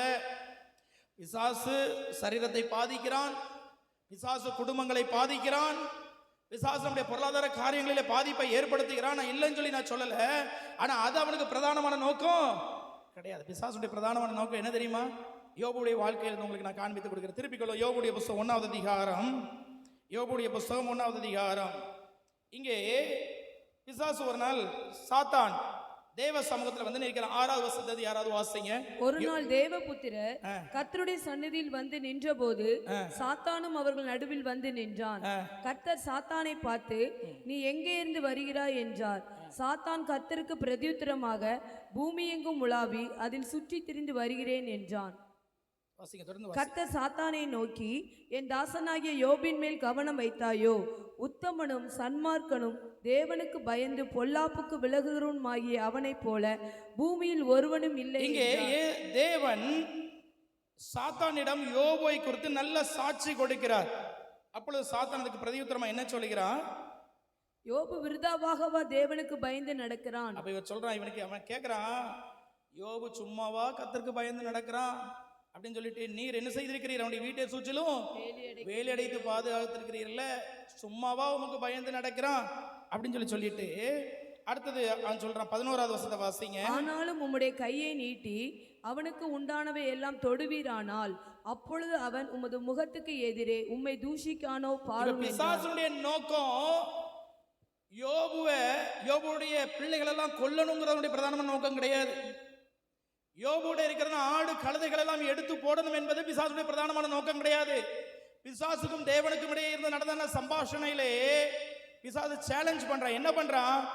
அவன் உம்மை தூஷிக்கிறானா பாரும், அவன் உம்மை தூஷிக்கிறானா பாரும். சும்மாவா உமக்கு பயந்து நடக்கிறான்? பிசாசுடைய நோக்கம் என்ன? தேவனுக்கு பயந்து நடக்கிற ஒரு மனுஷனை தேவ பயத்திலிருந்து வெளியே கொண்டு வருவது, தேவனை மகிமைப்படுத்துகிற ஒரு மனிதனுடைய உதடுகளை தேவனை தூஷிக்கும்படி வைப்பது. இதான் பிசாசுடைய நோக்கம். பிசாசுடைய நோக்கம் நம்மை பாவம் செய்ய வைப்பது. அதில் தான் அவனுக்கு மகிழ்ச்சி. நீங்க கடன்காரங்களை மாறுறீங்கிறதுல அவனுக்கு மகிழ்ச்சி கிடையாது. நாளைக்கு உங்க குடும்பத்தில் ஒரு இழப்பு வருகிறதுங்கிறது அவனுக்கு மகிழ்ச்சி கிடையாது. இழப்பு வரும் பொழுது உங்களுடைய வாயை பார்ப்பான், உங்களுடைய கண்களை பார்ப்பான், உங்களுடைய இருதயத்தை பார்ப்பான். நீங்கள் எப்படி பேசுகிறீர்கள், எப்படி செயல்படுகிறீர்கள். உங்கள் வாயிலிருந்து ஒரு தேவனை தூஷிக்கிற வார்த்தை வந்து விட்டால் போதும், அது போதும் பிசாசுக்கு மகிழ்ச்சி. ஒரு பொய் வந்து விட்டால் போதும். உங்களுடைய வாழ்க்கையில பொருளாதார பிரச்சனைகளை கொண்டு வருகிறது பிசாசுக்கு பெரிய நோக்கம், பெரிய அது மகிழ்ச்சி கிடையாது. பொருளாதார பிரச்சனைகள் வரும் பொழுது நீங்கள் எப்படி நடந்து கொள்கிறீர்கள் என்கிறதை பார்க்கிறான். உங்கள் நம்பிக்கை தேவனை விட்டு பக்கத்து விட்டு அக்கா மேல போகுதா, தேவனை விட்டு பேங்க் மேல போகுதா, அப்ப அவனுக்கு சந்தோஷம். அல்லேலூயா. அப்படி என்றால் பிரச்சனைகளை கொண்டு வருவது பிசாசுடைய அடிப்படை நோக்கம் அல்ல, உங்களை பாவம் செய்ய வைப்பதுதான் பிசாசுடைய நோக்கம். அல்லேலூயா. சிலர்கிட்ட இருந்து எடுத்துட்டு பாவம் செய்ய வைப்பான், சிலருக்கு கொடுத்து பாவம் செய்ய வைப்பான். நல்லா தெரிஞ்சுக்கொள்ளுங்க. பிசாசு கொடுப்பான். நீங்க பாவம் செய்வீங்கன்னா உங்களை எதையும் செய்ய வைப்பாங்க. உங்களை பாவம் செய்ய வைக்க என்ன செய்யனாலும் செய்வான். சபையில சிலருக்கு வேலை இல்லாத ஆட்களை நல்ல டக்கு டக்குன்னு வேலையை கொடுத்துருவான். ஏன்னா அது வரை ஞாயிற்றுக்கிழமை ஒழுங்கா வந்துட்டு இருந்தாலும் அதுக்கப்புறம் வராது. நான் கேட்பேன், இந்த வேலை பிசாசு கொடுத்ததா ஆண்டவர் கொடுத்ததா? உங்களை ஆண்டவரை விட்டு பிரிக்கிறதற்கு என்ன செய்யணுமோ எல்லாம் செய்வான், கொடுக்கணும். இயேசுகிட்டே சொல்றான், என்னை சாஷ்டாங்கமாக விழுந்து பணிவீர் என்றால் எல்லாவற்றையும் உமக்கு தருகிறேன் என்று சொல்லி. ஆண்டவர் நீ சும்மா போய் சொல்ற, உன்னால ஒன்றும் கொடுக்க முடியாது அப்படி சொன்னாரா? ஏன்னா ஆண்டவருக்கு தெரியும், இவனுக்கு இந்த பூமியில கொஞ்ச நாட்கள் அதிகாரம் கொடுக்கப்பட்டிருக்கிறான். அவன் இந்த உலகத்தின் அதிபதியாக இருக்கிறான். இந்த உலகத்துல கொஞ்சம் அதிகாரம் அவன்கிட்ட இருக்குது. அவனாலையும் அற்புதம் செய்ய முடியும். பிசாசு இந்த பூமியில அற்புதம் செய்ய முடியும். பிசாசு இந்த பூமியில உங்களுக்கு பணத்தை கொடுக்க முடியும். ஆமாவா இல்லையா சொல்லுங்க? ஆமா. 7 மலை 8 மலைலாம் தேடி போறாங்கல்ல, அவங்களுக்கெல்லாம் கோடிக்கணக்கில் கொடுக்கறது யாரு கொடுக்குறா? ஆமா. நாளைக்கு 3 மாடி உள்ள வீடு கட்டணுமா? கஞ்சா வியாபாரி ஆயிடுவோம், அவ்வளோதானே. 3 மாடி வீடு தானே கட்டணும். வெளியே போய் சொல்லி என்ன போலீஸில் மாட்டி விட்டுறாதீங்க, பாஸ்டர் நல்லா ஐடியா கொடுத்தாரு அப்படின்னு சொல்லிட்டு. ஹல்லேலூயா.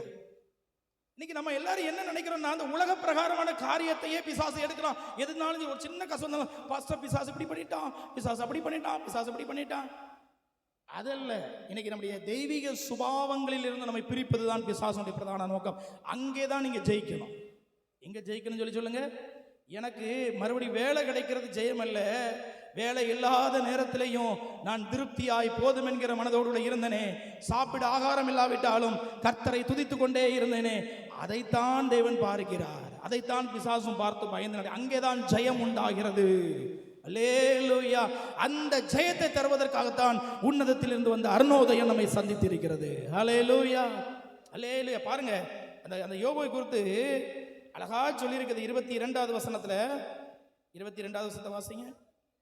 இவை எல்லாவற்றிலும் தேவன் யோபு பாவம் செய்யவில்லை, தேவனை பற்றி குறை சொல்லவும்.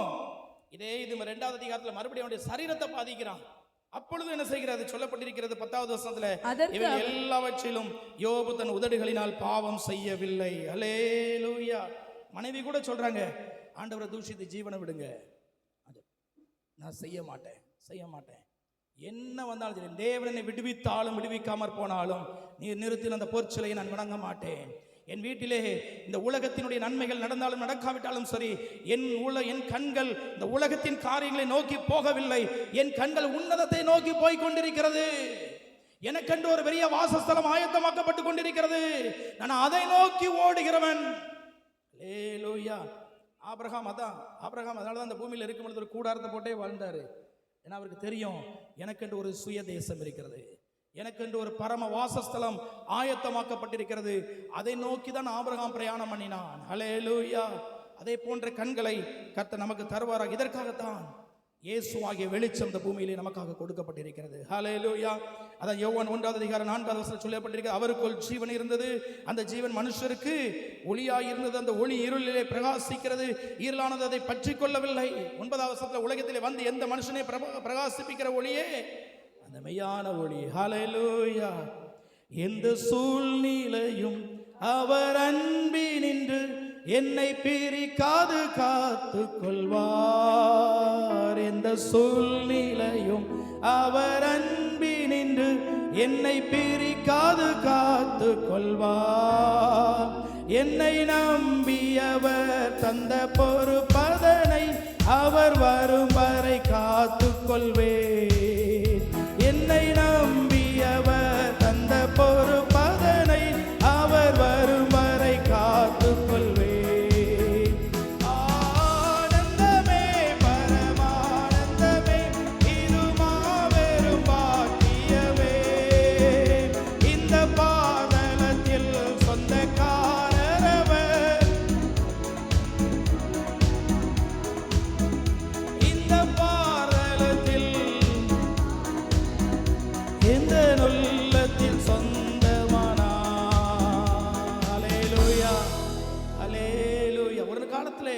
நான் இருளிலே இருந்தேன், அந்தகாரத்தில் இருந்தேன். ஒரு நாள் எனக்கு தேடி வெளிச்சம் வந்தது. அதான் நான் முதலாவது உன்னதத்திலிருந்து பெற்ற ஆசீர்வாதம். அன்றிலிருந்து என் வாழ்க்கை உன்னதத்தை நோக்கி பயணிக்க ஆரம்பித்து விட்டது. ஹல்லேலூயா. உன்னதத்திலிருந்து வந்த வெளிச்சம் என்னை சரி செய்தது, என்னை வெளிச்சமாக மாற்றியது, பூமிக்கு உலகத்திற்கு என்னை வெளிச்சமாக மாற்றியது. ஹல்லேலூயா. இருளில் இருக்கிற எந்த மனுஷனையும் பிரகாசிப்பிக்க முடியும். இந்த பாவத்தை என்னால் விட முடியலை. இந்த பாவம் திருப்பி எனக்குள்ள இருக்குது. இந்த சகோதரி என்னால் மன்னிக்கவே முடியலை. எனக்கு அதை விட்டு கொடுக்குற சுபாவம் வரவே மாட்டிக்கி, தாழ்ந்து போகிற சுபாவம் எனக்குள்ள வரவே மாட்டிக்கி. ஏதாகிலும் காரியம் இருதயத்தை வேதனைப்படுத்தி கொண்டிருக்கிறதா? இயேசுவாகிய வெளிச்சம் ஒரு வினாடியிலே உங்களை சுத்திகரிக்க வல்லமை உள்ளதாக இருக்கிறது. அந்த காரியத்திலே, அந்த சத்துருவினுடைய பிடியிலிருந்து, அந்த சிறை இருப்பிலிருந்து உங்களை வெளியே கொண்டு வருவதற்கு இயேசு ஆயத்தமுள்ளவராக இருக்கிறார். அல்லேலூயா, அல்லேலூயா. ஒரு அருமையான சகோதரர் கடந்த நாட்களிலே அவங்க மனைவி எங்களுக்கு ஃபோன் பண்ணி கூப்பிட்டாங்க, பாஸ்டர் எங்கள் வீட்டுக்கு வாங்க, கணவர் கொஞ்சம் ஒரு மாதிரி இருக்கிறாங்க. அந்த சகோதரி சர்ச்சுக்கு வர்றவங்க, கணவர் சர்ச்சுக்கு வர்றவங்க கிடையாது, கொஞ்சம் வீட்டுக்கு வாங்கன்னு சொல்லி கூப்பிட்டாங்க. இரவு நேரத்தில் 12:30 மணி இருக்கும். சரின்னு சொல்லி நான் போயிருந்தேன். அப்போ எனக்கு ஏற்கனவே காலையில் இன்னொரு வேலை இருந்துச்சு, 3 மணிக்கு வெளியூர் போக வேண்டியது. அதனால் அரகுர மனசோடு தான் நான் போனேன். உண்மையை நான் சொல்கிறேன், அரகுர மனசோடு தான் நான் போகிறேன். காலையிலேயே போகணுமே, 3 மணிக்கு போகணுமே, 11:30 தான் படுத்துருக்கிறேன். 1 மணி நேரம் தான் தூங்கியிருக்கிறேன். 12:30 எழுப்பிட்டாங்க. என்ன செய்கிறது, சரி போவோமே அப்படின்னு சொல்லிட்டு நான் போனேன். போகும்பொழுது அங்கே போனேன். அந்த சகோதரர் பேச முடியாமல் வாய் கட்டப்பட்டவராக, பிசாசினாலே பிடிக்கப்பட்டு வாய் கட்டப்பட்டவராக இருந்தார். ஒரு 5-10 நிமிடம் ஜோம் பண்ண ஆவியானவர் என்னை உணர்த்தினபடினாலே, வாங்க சர்ச்சுக்கு வாங்க, சர்ச்சில் வச்சு ஜோம் பண்ணுவோம் அப்படின்னு சொல்லி அவங்கள சர்ச்சுக்கு வர சொல்லி சொன்னேன். வீட்டில் உள்ளவங்க கஷ்டப்பட்டு எப்படியோ சர்ச்சுக்கு கூப்பிட்டுட்டு வந்தாங்க. சர்ச்சுக்கு கூப்பிட்டு உள்ளே வந்தாங்க.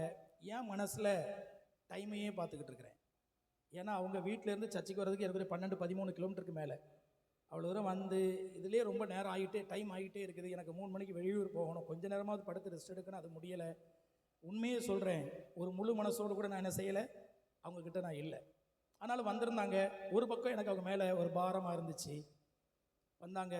சர்ச்சு வாசலுக்குள்ளே வரவும், எங்கேயுமே எதுவுமே புனித ஸ்தலம் கிடையாது. ஆனால் தேவனுடைய சபை, தேவ ஜனங்கள் கூடி வருகிற அந்த கூடுகையில் நம்ம ஐக்கியமாக இருக்கணும் அப்படிங்கிறதுக்கு ஆண்டு சில நேரங்களில் சில பாடங்களை கற்றுக் கொடுப்பார். சில சபை கூடி வருதலை விட்டுருவாங்க. சபை கூடி வருதலுக்கு முக்கியத்துவம் கொடுக்கவே மாட்டாங்க. ஐக்கியங்கிறது முக்கியம், கூடி வருகிறதுங்கிறது முக்கியம். எந்த ஒரு இடத்தையும் ஆண்டவர் புனிதமாக்கலை. ஆனால் அவங்க நம்ம சபைக்குள்ளே வரவுமே கர்த்தருடைய ஆவியானவர் அவருக்குள்ளே கிரியை செய்ய ஆரம்பித்தார். நான் ஒன்றுமே செய்யலை, நான் பாயை தான் விரிச்சுக்கிட்டு இருக்கேன். உள்ளே போய் அவருக்கு முன்னாடி நான் போய் பாயை விரிச்சுக்கிட்டு இருக்கேன். அவங்க பின்னாடி இப்படி உள்ளே வரவும் ஆண்டவர் வாயின் கட்டுகளை அவிழ்த்தார். உடனே அவர் விழுந்து அழுறார். ஒரே அழுக, இயேசுவே மன்னியும், இயேசுவே மன்னியும், இனி நான் குடிக்க மாட்டேன், இனி சிகரெட்டு குடிக்க மாட்டேன். புரண்டு அழுகிறார். 1/2 மணி நேரத்துக்கு மேலே அழுதுகிட்டே இருக்கிறார். நான் நினச்சேன், சரி இப்போ தான் வாய் தான் திறந்துட்டேன், இனிமையாவது அவரை வீட்டுக்கு அனுப்பிடலாமா, நம்ம வீட்டுக்கு போகணுமே அப்படின்னு சொல்லி பார்க்குறேன். பாருங்க, ஒரு ஊழியக்காரனுக்கு கூட அந்த அளவுக்கு ஒரு உற்சாகம், விறுவிறுப்பு, சுறுசுறுப்பு இல்லை. ஆனால் தேவன் மனிதர்களை விடுவிக்கும்படி விரும்புகிறார். அல்லேலூயா. பாருங்க, நான் அவர் கொஞ்சம் அமைதியானார். ஒரு 1/2 மணி நேரம் கழிச்சு அமைதியானவன மெதுவாக சொன்னேன், பிரதர் வீட்டுக்கு போகலாமா, நானும் வெளியூர் போக வேண்டி இருக்குது. உடனே அவர் சொன்னார், பாஸ்டர் ஏதோ ஒன்று இன்னும் என் காலை பிடிச்சி இழுக்கிற மாதிரி இருக்குது, நிறையா பிசாசு என்னை விட்டு போனதை உணர்ந்தேன், இன்னும் ஏதோ எனக்குள்ளே என்னமோ பண்ணுது, இன்னும் கொஞ்சம் நேரம் நான் ஜோம் பண்ணுறேன் பாஸ்டர் அப்படின்னார். அப்படியா, சரி ஜோம் பண்ணுங்க அப்படின்னு சொல்லிட்டேன். அதுக்கப்புறம் இன்னொரு 1/2 மணி நேரம் அப்படியே உள்ள அழுறார், இயேசுவே மன்னி. அப்படி ஜெபம் ஒன்று தான், இயேசுவே மன்னியும், இயேசுவே மன்னியும், இனி நான் பாவம் செய்ய மாட்டேன், இனி குடிக்க மாட்டேன், இனி சிகரெட்டு குடிக்க மாட்டேன். இந்த ஜெபம் தான். அப்படியே ஒரு 1/2 மணி நேரம் 3/4 மணி நேரம் ஜெபம் பண்ணிட்டு மறுபடியும் இருந்துச்சு, சார் பாஸ்டர் எனக்கு ஒரு நல்லா இருக்குது பாஸ்டர், நல்ல இப்போ எனக்கு ஒரு விடுதலையாக இருக்குது, நான் வீட்டுக்கு போட்டுமான்னு கேட்டார். ரைட் கிளம்புவோயா. சரி பாருங்க, இந்த நாட்டில் ஊழியக்காரங்க கூட சில நேரங்களில் சரியாக இல்லை, ஆயத்தமாக இல்லை. ஆனால் அந்த வெளிச்சம் ஒரு நாளும் அமைதியாகவே இருக்காது. உன்னதத்திலிருந்து தோன்றின அருணோதயம், ஹல்லேலூயா. அவர் ஆயத்தம் உள்ளவராக இருக்கிறார். ஹல்லேலூயா. எந்த மனுஷனையும் பிரகாசிப்பிக்கிற ஒளியே அந்த மெய்யான ஒளியாகிய இயேசு கிறிஸ்து. ஹல்லேலூயா. அவரை நோக்கி கூப்பிடுங்கள், இயேசுவே. அவ்வளவுதான், வாழ்க்கையுடைய இருள் விலக அவர் ஆயத்தம் உள்ளவராக இருக்கிறார். ஹல்லேலூயா. அதான் உன்னதத்தை நோக்கும் வழி. முதலாவது நமக்கு கிடைத்ததான காரியம் என்ன தெரியுமா? பாவத்திலிருந்து விடுவிக்கும்படியாக ஒரு ஒளி நம்மை தேடி வந்தது, உன்னதத்தின் ஆசீர்வாதம். 2வது ஒரு காரியத்தை நம்ம வாசிப்போம், நேராயிட்டு வேகமாக வாசிப்போம். லூக்கா எழுதின சுவிசேஷம் 24வது அதிகாரம் 49. லூக்கா 24:49. என் பிதா வாக்குத்தத்தம் பண்ணினதை இதோ நான் உங்களுக்கு அனுப்புகிறேன், நீங்களோ உன்னதத்திலிருந்து வரும் பலனால் தரிப்பிக்கப்படும் வரைக்கும் எருசலேம் நகரத்தில் இருங்கள் என்றார். அல்லேலூயா. அடுத்தது ஒரு காரியத்தை இங்க சொல்லுகிறாரு. ஏவா, நீங்க உன்னதத்திலிருந்து வந்த வெளிச்சம் உங்களை பிசாசின் பிடியிலிருந்து வெளியே கொண்டு வந்து விட்டது. இருளில் இருக்கிற நீங்கள் இப்பொழுது வெளிச்சத்திற்குள்ளே வந்து விட்டீர்கள். ஆனால் இப்பொழுது உங்களுடைய கிறிஸ்தவ வாழ்க்கை பிரயாணம் ஆரம்பித்து விட்டது. இந்த வாழ்க்கை பிரயாணத்தில் தொடர்ந்து நீங்கள் முடிவு வரைந்து நிலைத்து நிற்பதற்கு உங்களுக்கு பலன் தேவை. பக்கத்தில் கூட சொல்லுங்க, உங்களுக்கு பலன் தேவை. கேளுங்களா, பலனா இருக்கிறீங்களான்னு கேளுங்க. முதல்ல நீங்க பலனா இருக்கிறீங்களா? அல்லேலூயா. நான் எந்த பலனை சொல்லுகிறேன்? அதான் சொல்லியிருக்குது, ஏசாயா அழகா சொல்லியிருக்குது. வாசிங்க, ஏசாயா 32வது அதிகாரம் 15வது வசனம். உன்னதத்திலிருந்து வரும் பலன் என்ன என்று அங்கே சொல்லப்பட்டிருக்கிறது. உன்னதத்திலிருந்து நம்மேல் ஆவி ஊற்றப்படும் மட்டும் அப்படி இருக்கும். அல்லேலூயா, ஹல்லேலூயா. பரிசுத்த ஆவியானவர் இயேசுவாகிய வெளிச்சம், ஒளி நமக்காக கொடுக்கப்பட்டது. அல்ல, இங்கே பரிசுத்த ஆவியானவராகிய பலன் நமக்காக தரப்பட்டிருக்கிறது. அல்லேலூயா. தேவன் நமக்கு தருகிறதான 2வது உன்னதத்தின் ஆசீர்வாதம் என்னவென்றால் உன்னதத்திலிருந்து வருகிறதான பலன். ஹல்லேலூயா. ஏன்னா அப்போஸ்தலர் 1வது அதிகாரம் 8வது வசனம் நமக்கு தெரிந்த வசனம் தான். வாசிங்க. பரிசுத்த ஆவி உங்களிடத்தில் வரும்போது நீங்கள் பலன் அடைந்து. எதுக்கு பலன் அடைந்து? வாசிங்க. எருசலேமிலும் யூதேயா முழுவதிலும் சமாரியாவிலும் பூமியின் கடைசி பரியந்தமும் எனக்கு சாட்சிகளாய். பரிசுத்த ஆவியானவர் வந்தாதான் நம்மளால சாட்சியுள்ள வாழ்க்கை வாழ முடியும். ஆண்டவர் நம்மை இரட்சித்தது மாத்திரமல்ல, இந்த பூமியிலே சாட்சியுள்ள வாழ்க்கை வாழ விரும்புகிறார். ஹல்லேலூயா. எது சாட்சியுள்ள வாழ்க்கை தெரியுமா? எது சாட்சியுள்ள வாழ்க்கை தெரியுமா? இந்த பூமியில சாட்சியான வாழ்க்கை என்றால் என்ன தெரியுமா? இயேசுவை போன்று வாழ்கிற வாழ்க்கை தான் சாட்சியுள்ள ஒரு வாழ்க்கை. ஹல்லேலூயா. இயேசுவை யாராவது பார்க்கணும்னா உங்களை பார்த்தா தெரிஞ்சிடணும், என்னைய பார்த்தா தெரிஞ்சிடணும். நம்மளை பார்த்தா இயேசுவை பார்த்தது போல. அதான் சபையில் நான் சொல்லியிருக்கிறேன், கணவன்மார்கள் அவங்க மனைவியை எப்படி நேசிக்கணுமா? கிறிஸ்து சபையை நேசிக்கிறது போல புருஷன் மனைவியை நேசிக்கணும். பிள்ளைகள் வந்து கேட்குறாங்க அம்மாட்ட, ஏமா ஏசுங்கிறீங்களாம்மா, ஏசுனா அதை எப்படிமா இருப்பாரு? உடனே அம்மா என்ன சொல்லணும்? உங்கள் அப்பாவை பாருப்பா. ஏசுவை பார்க்கணும்னா யாரை பார்க்கலாம்? அப்பாவை பாருப்பா அப்படின்னு சொல்லணும். அப்பா அம்மாருக்கெல்லாம் எப்படி இருக்குன்னு சொல்லுங்க. ஆமா, பைபிள் அதை தான் எதிர்பார்க்குது. சாட்சி உள்ள வாழ்க்கை என்றால் சாயலா இருக்கிற வாழ்க்கை. சொல்லுங்க, சாயல் இஸ் ஈக்குவல் டு சாட்சி. ஹல்லேலூயா. கிறிஸ்துவின் சாயல் தான் கிறிஸ்துவுக்கு சாட்சியா இருப்பது. அதான் கணக்கு. கணக்கு வேற ஒன்றும் இல்லை. கிறிஸ்துவின் சாட்சியாய் இருக்க வேண்டும், கிறிஸ்துவுக்கு சாட்சியாய் இருக்க வேண்டும் என்றால் கிறிஸ்துவின் சாயலாய் இந்த பூமியில இருக்கணும். பக்கத்தில் உள்ளவங்கள்ட்ட கேளுங்க, இது முடியுமா? சொல்லுங்க, முடியுமா? சொல்லுங்க, முடியும். முடியாத ஒன்று ஆண்டு நம்மிடத்துல சொல்ல மாட்டாரு. அல்லேலூயா. எங்க உறவினர் ஒருத்தவங்க இருக்கிறாங்க, அவங்க சொல்றாங்க, நீங்க பாட்டு கஷ்டப்பட்டு ஏசுன்னு சொல்றீங்க, கடைசியில் பாருங்க பரலோகத்தில் இயேசு மட்டும்தான் இருப்பார், நம்ம எல்லாரும் நரகத்துக்கு தான் போறோம், எதுக்கு போட்டு இப்படி கத்திட்டு கிடக்கீங்க அப்படிம்பாங்க. இன்னைக்கு நிறைய கிறிஸ்தவர்கள் நம்பிக்கையற்றவர்களா இருக்கிற. எதுல நம்பிக்கை இல்லை? தன்னால் இந்த பூமியிலே இயேசுவை போல வாழ முடியும் என்கிற நம்பிக்கை இல்லை. அப்போஸ்தலனாகிய பவுல் தைரியமாய் சொல்கிறார், நான் கிறிஸ்துவை பின்பற்றுகிறது போல நீங்களும் என்னை பின்பற்றுங்கள் என்று சொல்கிறார். முடியுமா முடியாதா? முடியுமா முடியாதா? பக்கத்தில் சொல்லுங்க, முடியும். முடியும் அல்ல, எப்ப முடியும் தெரியுமா? அதுக்கு தான் ஆண்டவர் ஒரு காரியத்தை செய்கிறார். உன்னதத்தின் பலனால் நம்மை நிரப்புகிறார். அல்லேலூயா. நீங்க பரிசுத்த ஆவியானவரை பெற்றிருக்கிறீங்களாங்கிறது இல்லையாங்கிறது நீங்க பேசுகிற அந்நிய பாஷையில தெரியாது. அல்லேலூயா. அந்நிய பாஷை பேச வேண்டும், நான் இல்லைன்னு சொல்லி நான் சொல்லல, அதுல கண்டுபிடிக்க முடியாது. நீங்க வீட்டில் போனதுக்கு அப்புறம் எப்படி நடந்துக்கிறீங்களோ அதில் தான் கண்டுபிடிக்க முடியும். நீங்க வேலை பார்க்கிற இடத்துல எப்படி நடந்துக்கிறீங்களோ அதை தான் கண்டுபிடிக்க முடியும். பைக்கில் போகும்போது ஒருத்தர் கட் பண்ணிட்டு நம்மள சொல்ல, இளைய முட்டாள் பார்த்து போட அப்படின்னு சொல்லுவான் தெரியுமா? அப்போ உடனே நமக்கு எப்படி உணர்வு பொங்குது, அந்த இடத்துல தான் நம்ம இயேசுவின் சாயலை வெளிப்படுத்த முடியும். அல்லேலூயா. இயேசுவை போல வாழ முடியுமா? உன்னதத்தை நோக்கும் வழியிலே பிரயாணிக்கிறவர்கள் எல்லாம் இயேசுவின் சாயலாக நாளுக்கு நாள் மறுரூபமாகி கொண்டே இருக்கிறார்கள். அல்லேலூயா. நாளுக்கு நாள் பூமிக்குரிய சாயல் என்னை விட்டு இழந்து கொண்டே போகிறது. தெய்வீக சாயல் எனக்குள்ளே உண்டாகி கொண்டே இருக்கிறது. ஹல்லேலூயா. சில வசனங்களை நம்ம வாசிப்போம். ரோமர் 8வது அதிகாரம் 29வது வசனத்தை வாசிங்க. நான் சொல்லிக்கிற வசனங்களை மட்டும் கொஞ்சம் வேகமா வாசிங்க, நேரம் ஆயிடுச்சு. அந்த சிருஷ்டியானது, ரோமர் 8:29, தம்முடைய குமாரன் அநேக சகோதரருக்குள்ளே முதற் பேரவனராய் இருக்கும் பொருட்டு தேவன் எவர்களை முன்னறிந்தாரோ அவர்களை தமது குமாரனுடைய சாயலுக்கு ஒப்பாய் இருப்பதற்கு முன் குறித்திருக்கிறார். எதுக்காக ஆண்டவர் உங்களை முன்கூட்டியே அழைச்சிருக்கிறாரு? தாயின் கருவிலை முன்னறிந்தார் அப்படின்னு சொல்லி சொல்றோம் பாத்தீங்களா?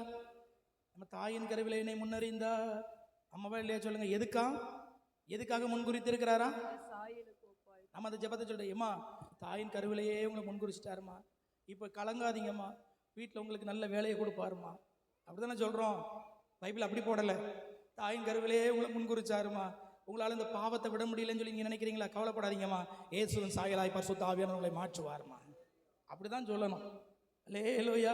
எதுக்கு நம்மை முன்னறிந்தார், முன்குறித்தார் என்று சொல்லி சொன்னால் அவருடைய குமாரனாகிய இயேசு கிறிஸ்துவினுடைய சாயலுக்கு ஒப்பாக மாறுவதுபடி நம்மை முன்குறித்திருக்கிறார். ஹல்லேலூயா. 1 கொரிந்தியர் 15:48-49 வாசிங்க.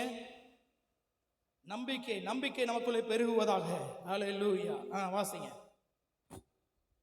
வேகமா 1 கொரிந்தியர் 15:48-49. மண்ணானவன் எப்படிப்பட்டவனோ மண்ணானவர்களும் அப்படிப்பட்டவர்களே, வானத்துக்குரியவர் எப்படிப்பட்டவரோ வானத்துக்குரியவர்களும் அப்படிப்பட்டவர்களே. நம்ம எல்லாம் எங்க உள்ளவங்க? வானத்துக்குரியவர்கள். நாம் மறந்துடாதீங்க. மேலும் மண்ணானவனுடைய சாயலை நாம் அணிந்திருக்கிறது போல, இப்ப நம்ம கொஞ்சம் மண்ணானவனுடைய சாயலை அணிந்திருக்கிறது போல ஒரு நாள் வரும் வானவருடைய சாயலையும் அணிந்து கொள்வோம். ஒரு மறுரூபமாக்கப்பட்ட சரீரம் யாருக்கு வேண்டும்? அவர்கள் இந்த பூமியில இருக்கும் பொழுதே கிறிஸ்துவின் சாயலாய் மாறி இருக்க வேண்டும். யார் இந்த பூமியில கிறிஸ்துவின் சாயலாய் மாறி இருக்கிறார்களோ அவர் எல்லாரும் ஒரு நாள் அந்த வானவருடைய சாயலிலே நாம் மறுரூபமாக்கப்பட்ட சரீரத்தோடு கூட காணப்படுவோம். அல்லேலூயா. அந்த அந்த மறுரூபமாக்கப்படுகிற அனுபவம் எங்க ஆரம்பிக்குது சொல்லுங்க? அந்த மறுரூபமாக்கப்படுகிற அனுபவம் எங்க ஆரம்பிக்குது? இங்க இப்பவுமே ஆரம்பிச்சிருச்சு. அல்லேலூயா. என்றைக்கு இயேசுவாகி அந்த அருணோதயனுடைய வாழ்க்கையில தோன்றிச்சோ, என்றைக்கு அந்த உன்னதத்தை நோக்கும் பயணத்தை நாம் ஆரம்பித்து விட்டோமோ, அன்றிலிருந்து கொஞ்சம் கொஞ்சமாக நாம் கிறிஸ்துவின் சாயலாக நாம் உருமாறிக்கொண்டே இருக்கிறோம். ஹல்லேலூயா. அதெல்லாம் சொல்லி எபேசியர் 4:24 சொல்லியிருக்குது, மெய்யான நீதியிலும் பரிசுத்தத்திலும் தேவனுடைய சாயலாக சிருஷ்டிக்கப்பட்ட புதிய மனுஷனை தரித்துக் கொள்ளுங்கள். கொலோசியர் 3:10 சொல்லியிருக்குது, தன்னை சிருஷ்டித்தவருடைய சாயலுக்கு ஒப்பாய் பூரண அறிவடையும்படி புதிதாக்கப்பட்ட புதிய மனுஷனை தரித்து கொண்டிருக்கிறீர்களே. பக்கத்தில் உள்ளவங்க கேளுங்க, நீங்க புதுசா மாறிட்டீங்களா? புதுசா மாறிட்டீங்களா? கேளுங்களா. ஏன் இன்னும் உங்களுக்குள்ள நம்பிக்கை வர மாட்டேங்கி? சரி, இப்படி கேளுங்களா. பரிசுத்த ஆவியானவரை பெற்றிருக்கிறீங்களா? அவர் பலன் எதற்காக தரப்பட்டுச்சு? அல்லேலூயா. சும்மா அப்படி குதிச்சு ஓடி ஆடி அன்னை பாஷை பேசுறதுக்கு மட்டும் கிடையாதுங்க. அது ஒரு நல்ல ஒரு ஆவிக்குரிய அனுபவம். நான் இல்லைன்னு சொல்லி நான் சொல்லலை. அதுக்காக மட்டும் கொடுக்கப்படலைங்க. எதற்காக கொடுக்கப்பட்டிருக்கு தெரியுமா? நீங்கள் புதிதாக மாறும்படி, இயேசு கிறிஸ்துவின் சாயலாய் மாறும்படி. நீங்க சாயலான அதை வெளியே சாட்சியா இருக்க முடியும். அல்லேலூயா. அதை சொல்லிட்டு தான் அடுத்தது சொல்றாரு. அடுத்த பக்கத்தில் உள்ளவங்கள்ட்ட கேளுங்க, ஜாதி பார்ப்பீங்களா? பக்கத்தில் கொஞ்சம் கேளுங்களா, ஜாதி பார்ப்பீங்களா? ஆவியானவர் உள்ள இருக்காரா? உங்க பிள்ளைக்கு எந்த ஜாதியில கொடுப்பீங்க? ஏன்னா அடுத்த அதெல்லாம் சொல்லியிருக்கு. அதிலே கிரேக்கன் என்றும் நான் வாசிச்சா கூட எனக்கு வேற பைபிள் இருக்குன்னு சொல்லி சொல்லுவீங்க. சிஸ்டர் நீங்களே வாசிங்களா. அதிலே கிரேக்கன் என்றும் யூதன் என்றும் இல்லை. போதும். அதுல யாரும் இல்லையா? யாருக்குனாலும் என் பொண்ணை கொடுப்பேன், யாருக்குனாலும் என் பையனை கொடுப்பேன். ஜாதி பார்க்க மாட்டேன், என்ன ஆளுன்னு பார்க்க மாட்டேன். எத்தனை பேர் ரெடியா இருக்கிறீங்க? கலர் பார்க்க மாட்டேன். என்ன பார்க்க மாட்டேன்னு சொல்லுங்க. கலர் பார்க்க மாட்டேன், ஹைட்டு பார்க்க மாட்டேன். என் பொண்ணு ஹைட்டாக இருந்தால் மாப்பிள்ளை கட்டையாக இருந்தாலும் பரவாயில்லன்னு சொல்லிடுவேன். கர்த்தருடைய சித்தன்னா எனக்கு 3 பிள்ளைகள் இருக்கிறாங்க. கல்யாணத்துக்கு உங்களெல்லாம் கூப்பிடுறேன், கவலைப்படாதீங்க. அங்கேருந்து நான் நீங்கள் சொல்லுங்கள், பாஸ்டர் நீங்கள் பிரசங்கத்தில் பண்ணீங்களா பாஸ்டர்? அல்லேலூயா. ஆமென். மறுரூபமாக்கப்படாமல் எங்கெங்க வெளியே போய் சாட்சியாக இருக்க போறீங்க? வெளியே நீங்கள் எப்படி போய் சாட்சியாக இருப்பீங்க? அன்பை குறித்து நீங்கள் எப்படி பிரசங்கம் பண்ணுவீங்க? உங்கள் வீட்டுக்குள்ளே நீங்கள் உங்களுக்கு அது பாஸ்டர் அது புரியாது பாஸ்டர். அவங்களுக்கு நம்ம அந்தந்த ஜாதினா தான் புரியும் பாஸ்டர். வேற ஜாதினா நம்ம ஒன்று பேசுவோம், புரியாது பாஸ்டர். புரியாத ஆட்கள்கிட்ட நீங்கள் சகிச்சு அன்பா வாழ முடியலன்னா எப்படி நீங்கள் பரலோகத்துக்கு போவீங்க? எல்லாம் புரியுற ஆட்கள்கிட்டே நம்மள இந்த பூமியில் அன்பை காண்பிக்க சொல்லி இருக்குது. புரியாத அறியாத 10 பேரோட சண்டைக்கு வந்து நிற்பாங்க. உங்க வீட்டை விட்டு கதவு கூட திறந்து பார்க்க மாட்டீங்க. அப்படிப்பட்ட ஆட்களா இருப்பீங்க. ஆனா அப்படிப்பட்டவங்களையும் நேசிக்கணும். அதான பைபிள்ல சொல்லி இருக்குது, நான் துன்மார்க்கமா இருக்கும் பொழுது, அக்கிரமக்காரனா இருக்கும் பொழுது, பாவியா இருக்கும் பொழுது, துரோகியா இருக்கும் பொழுது என்னை தேடி இயேசு வந்து அன்பை வெளிப்படுத்தி அன்பு இன்னதென்று விளங்க பண்ணினாரே. அந்த கிறிஸ்துவின் அன்பை நான் 4 வீட்டுக்கு போய் சொல்லணும்னா அந்த அன்பை என் வீட்டில் நான் பிராக்டிஸ் பண்றவனா இருக்கணும்ல. அல்லேலூயா. நான் ஒரு காரியம் தான் சொன்னேன், அதுக்கு மேலே சொல்லலை. நேரம் ஆகிட்டு, பாஸ்டர் 8 மணிக்கு முடிக்கணும்னு சொல்லியிருக்கிறாங்க. இப்படி நீங்கள் பாருங்க, இன்னைக்கு நம் சாட்சிகளாக இருக்கும்படியாகத்தான். அதுக்கு தான் ஆவியானுடைய பலன் நமக்கு தேவை. அல்லேலூயா. ஆவியானவர் நம்ம இடத்துல வரும் பொழுது நமக்குள்ளே தெய்வீக வரங்கள் செயல்படுகிறது. கொரிந்து சபையில் இருக்கிற எல்லாருமே வரங்களை உடையவர்களாக இருந்தாங்க. வரங்கள் நீங்க நிறைய பேர் நினைக்கிறாங்க சில ஊழியர்களுக்கு தான் வரங்கள் அப்படின்னு சொல்றாங்க. வரங்கள் என்பது சில ஊழியர்களுக்கு கிடையாது. பைபிள் அப்படி கிடையாது. எல்லாரும் ஊழியம் செய்யணும், எல்லாருக்கும் வரங்கள் கொடுக்கப்படுகிறது. வரங்களிலே வித்தியாசம் உண்டு.